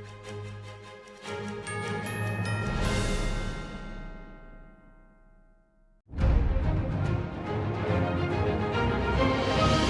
performance that truly matters for each and every one of us. This is what you've been waiting for. See it at least once in your lifetime. Shen Yun. Get tickets now at shenyun.com. I go by Jackie. I'm 44 years old. I had 3 kids at the time and single mother. I was working 60 hours a week, still couldn't pay the bills, skip meals so that they could eat. It's been hard because one thing falls into place, 10 things fall out of place. You know, I just can't do this alone and make it work. 1 in 5 children face hunger in America, and food costs are rising.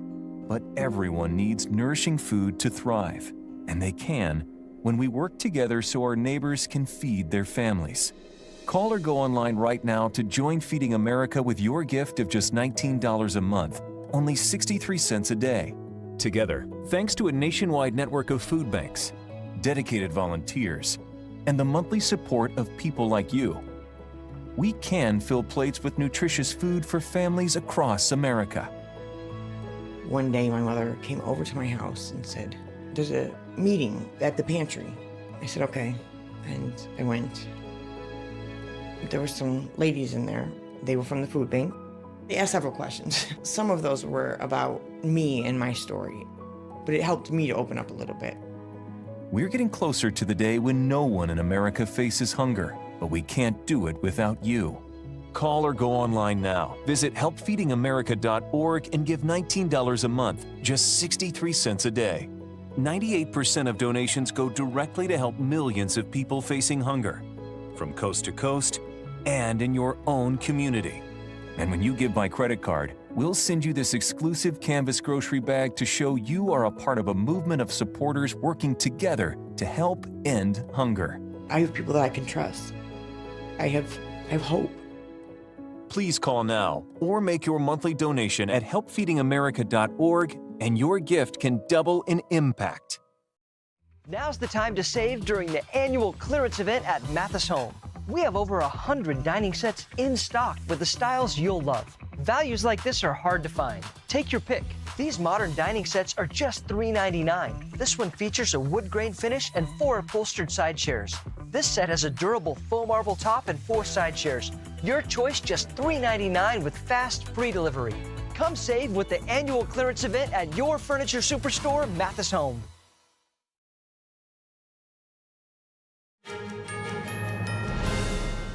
Classical Chinese dance group Shenyun Performing Arts began its first of 7 shows in London on Tuesday. A former London borough mayor said people need to see Shenyun so they can see what he described as a unique and spectacular show. NTD's international correspondent Malcolm Hudson has more. NTD is a media sponsor of Shenyun Performing Arts, covering audience reactions since 2006. Retelling stories from ancient myths and legends through to modern-day tales of courage, Shenyun Performing Arts has a mission to revive China's 5,000 years of traditional culture, a culture nearly lost under communist rule.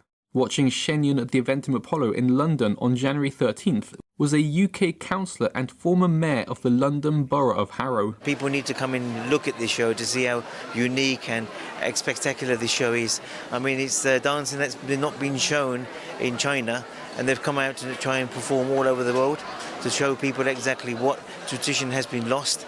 Shenyun's performers are trained in classical Chinese dance, an art form celebrated for its athleticism and expressive power. Chauhan was amazed by the talent of all the dancers. They're young. They're all young, talented. They want to show how all the skills that they've actually mastered, and they want to show exactly the talent they can do. China's culture is said to be divinely inspired. Chauhan appreciated the spiritual themes in the performances. Yeah, you can see that what they were showing is peace and harmony in the show itself. Everybody there was actually enjoying the show itself. A round of applause, every single performance that was done. It's different, it's unique, it's refreshing, it's young talent as well. Due to Shenyun's focus on reviving traditional culture and presenting tales of courage under communist rule in present-day China, it is currently banned from performing in China. They're not allowed to perform in China. It's not right. Everybody should have a right of performing wherever they want, like a freedom of speech. And it's not right what they're doing, because, you know, they're going to lose their tradition and lose their faith and lose their history. And it's not right what's happening in China. Shenyun will perform in London until Sunday the 18th of January before continuing its tour across the United Kingdom. NTD News, London, UK. Saks Global parent company of Saks Fifth Avenue is seeking bankruptcy protection. The move has cast uncertainty over the future of U.S. luxury fashion barely a year after a takeover that brought Saks Fifth Avenue and Gerdau Goodman and Neiman Marcus under the same roof. NTD Sean Marshall has more. High-end department store conglomerate Saks Global filed for bankruptcy protection late on Tuesday in one of the largest retail collapses since the pandemic. I shopped at Saks, my wife shops at Saks, my mother shopped at Saks, my grandmother shopped at Saks. There are 2 profiles of customers that we need to keep in mind. One is the luxury customer and one is the discount customer. Saks Global not only owns their luxury department stores where, frankly, the luxury customers have spoken really loudly that they can shop elsewhere, which is why we're in this situation. There are also customers that shop in the outlet stores off Saks Fifth Avenue. And initially, they're going to be really excited because they're going to see more merchandise in their stores. They're going to see liquidations. Long term, they're going to see those stores close and less opportunity. Saks Global will contract because they will be exiting the discount space as they attempt to shore up their debt. Saks Fifth Avenue, an affiliate of Saks Global, listed $1 billion to $10 billion in assets and liabilities, according to court documents filed in U.S. bankruptcy court in Houston, Texas. Saks made a decision to solve their market share issue by acquisition. The unfortunate thing is that they acquired Neiman Marcus, who was buried under debt. When you yourself as a business are in a significant debt situation, the last thing that you want to do is acquire more debt. And so what they did is they did that and then they didn't have a plan. So businesses that are looking for acquisition, my best recommendation for you is do it from a position of strength. You know your model is working well and you're acquiring a business that can move into your model and accelerate your growth long term. When Saks said that it would buy Neiman Marcus for $2.65 billion in the summer of 2024, the goal was to create a powerhouse in a luxury sector that had grown more fragmented. But the entanglement with Neiman Marcus only worsened Saks' debt situation as luxury sales weakened. Personality. It has a personality. It has a history. It has a value. The things that they present are beautiful and thoughtful, and they still have that. Saks Global said the new financing deal would provide an immediate cash infusion of $1 billion through a debtor-in-possession loan from an investor group. Financing worth $240 million would be available through an asset-backed loan provided by the company's asset-based lenders. The luxury retailer will have access to $500 million of financing from the investor group once it successfully exits bankruptcy protection, expected later this year. Sean Marshall, NTD News. Snowboarder Chloe Kim says she's heading to the Milan Cortina Olympics. The athlete made the announcement after tearing her labrum in her shoulder during a training run last week in Switzerland. You know, I went through a bunch of different waves of emotions. But honestly, I'm really excited for this week. I'm actually picking my man up from the train station in a few minutes. So we decided to kind of make a trip out of it. I think once I get through this week, I'll feel a lot better. Kim won the last 2 Olympic gold medals in the halfpipe event. The 25-year-old will be the heavy favorite to win in Italy if she's 100% healthy. She said she won't compete this weekend and didn't mention the Winter X Games in Aspen later this month, the last big competitions before the Olympics. The women's Olympic halfpipe event starts February 11th.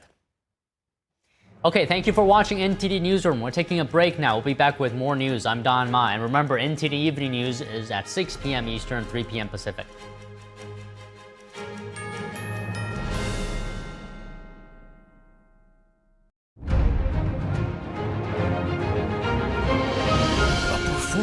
That truly matters for each and every one of us. This is what you've been waiting for. See it at least once in your lifetime. Shenyun. Get tickets now at shenyun.com. Discover the ancient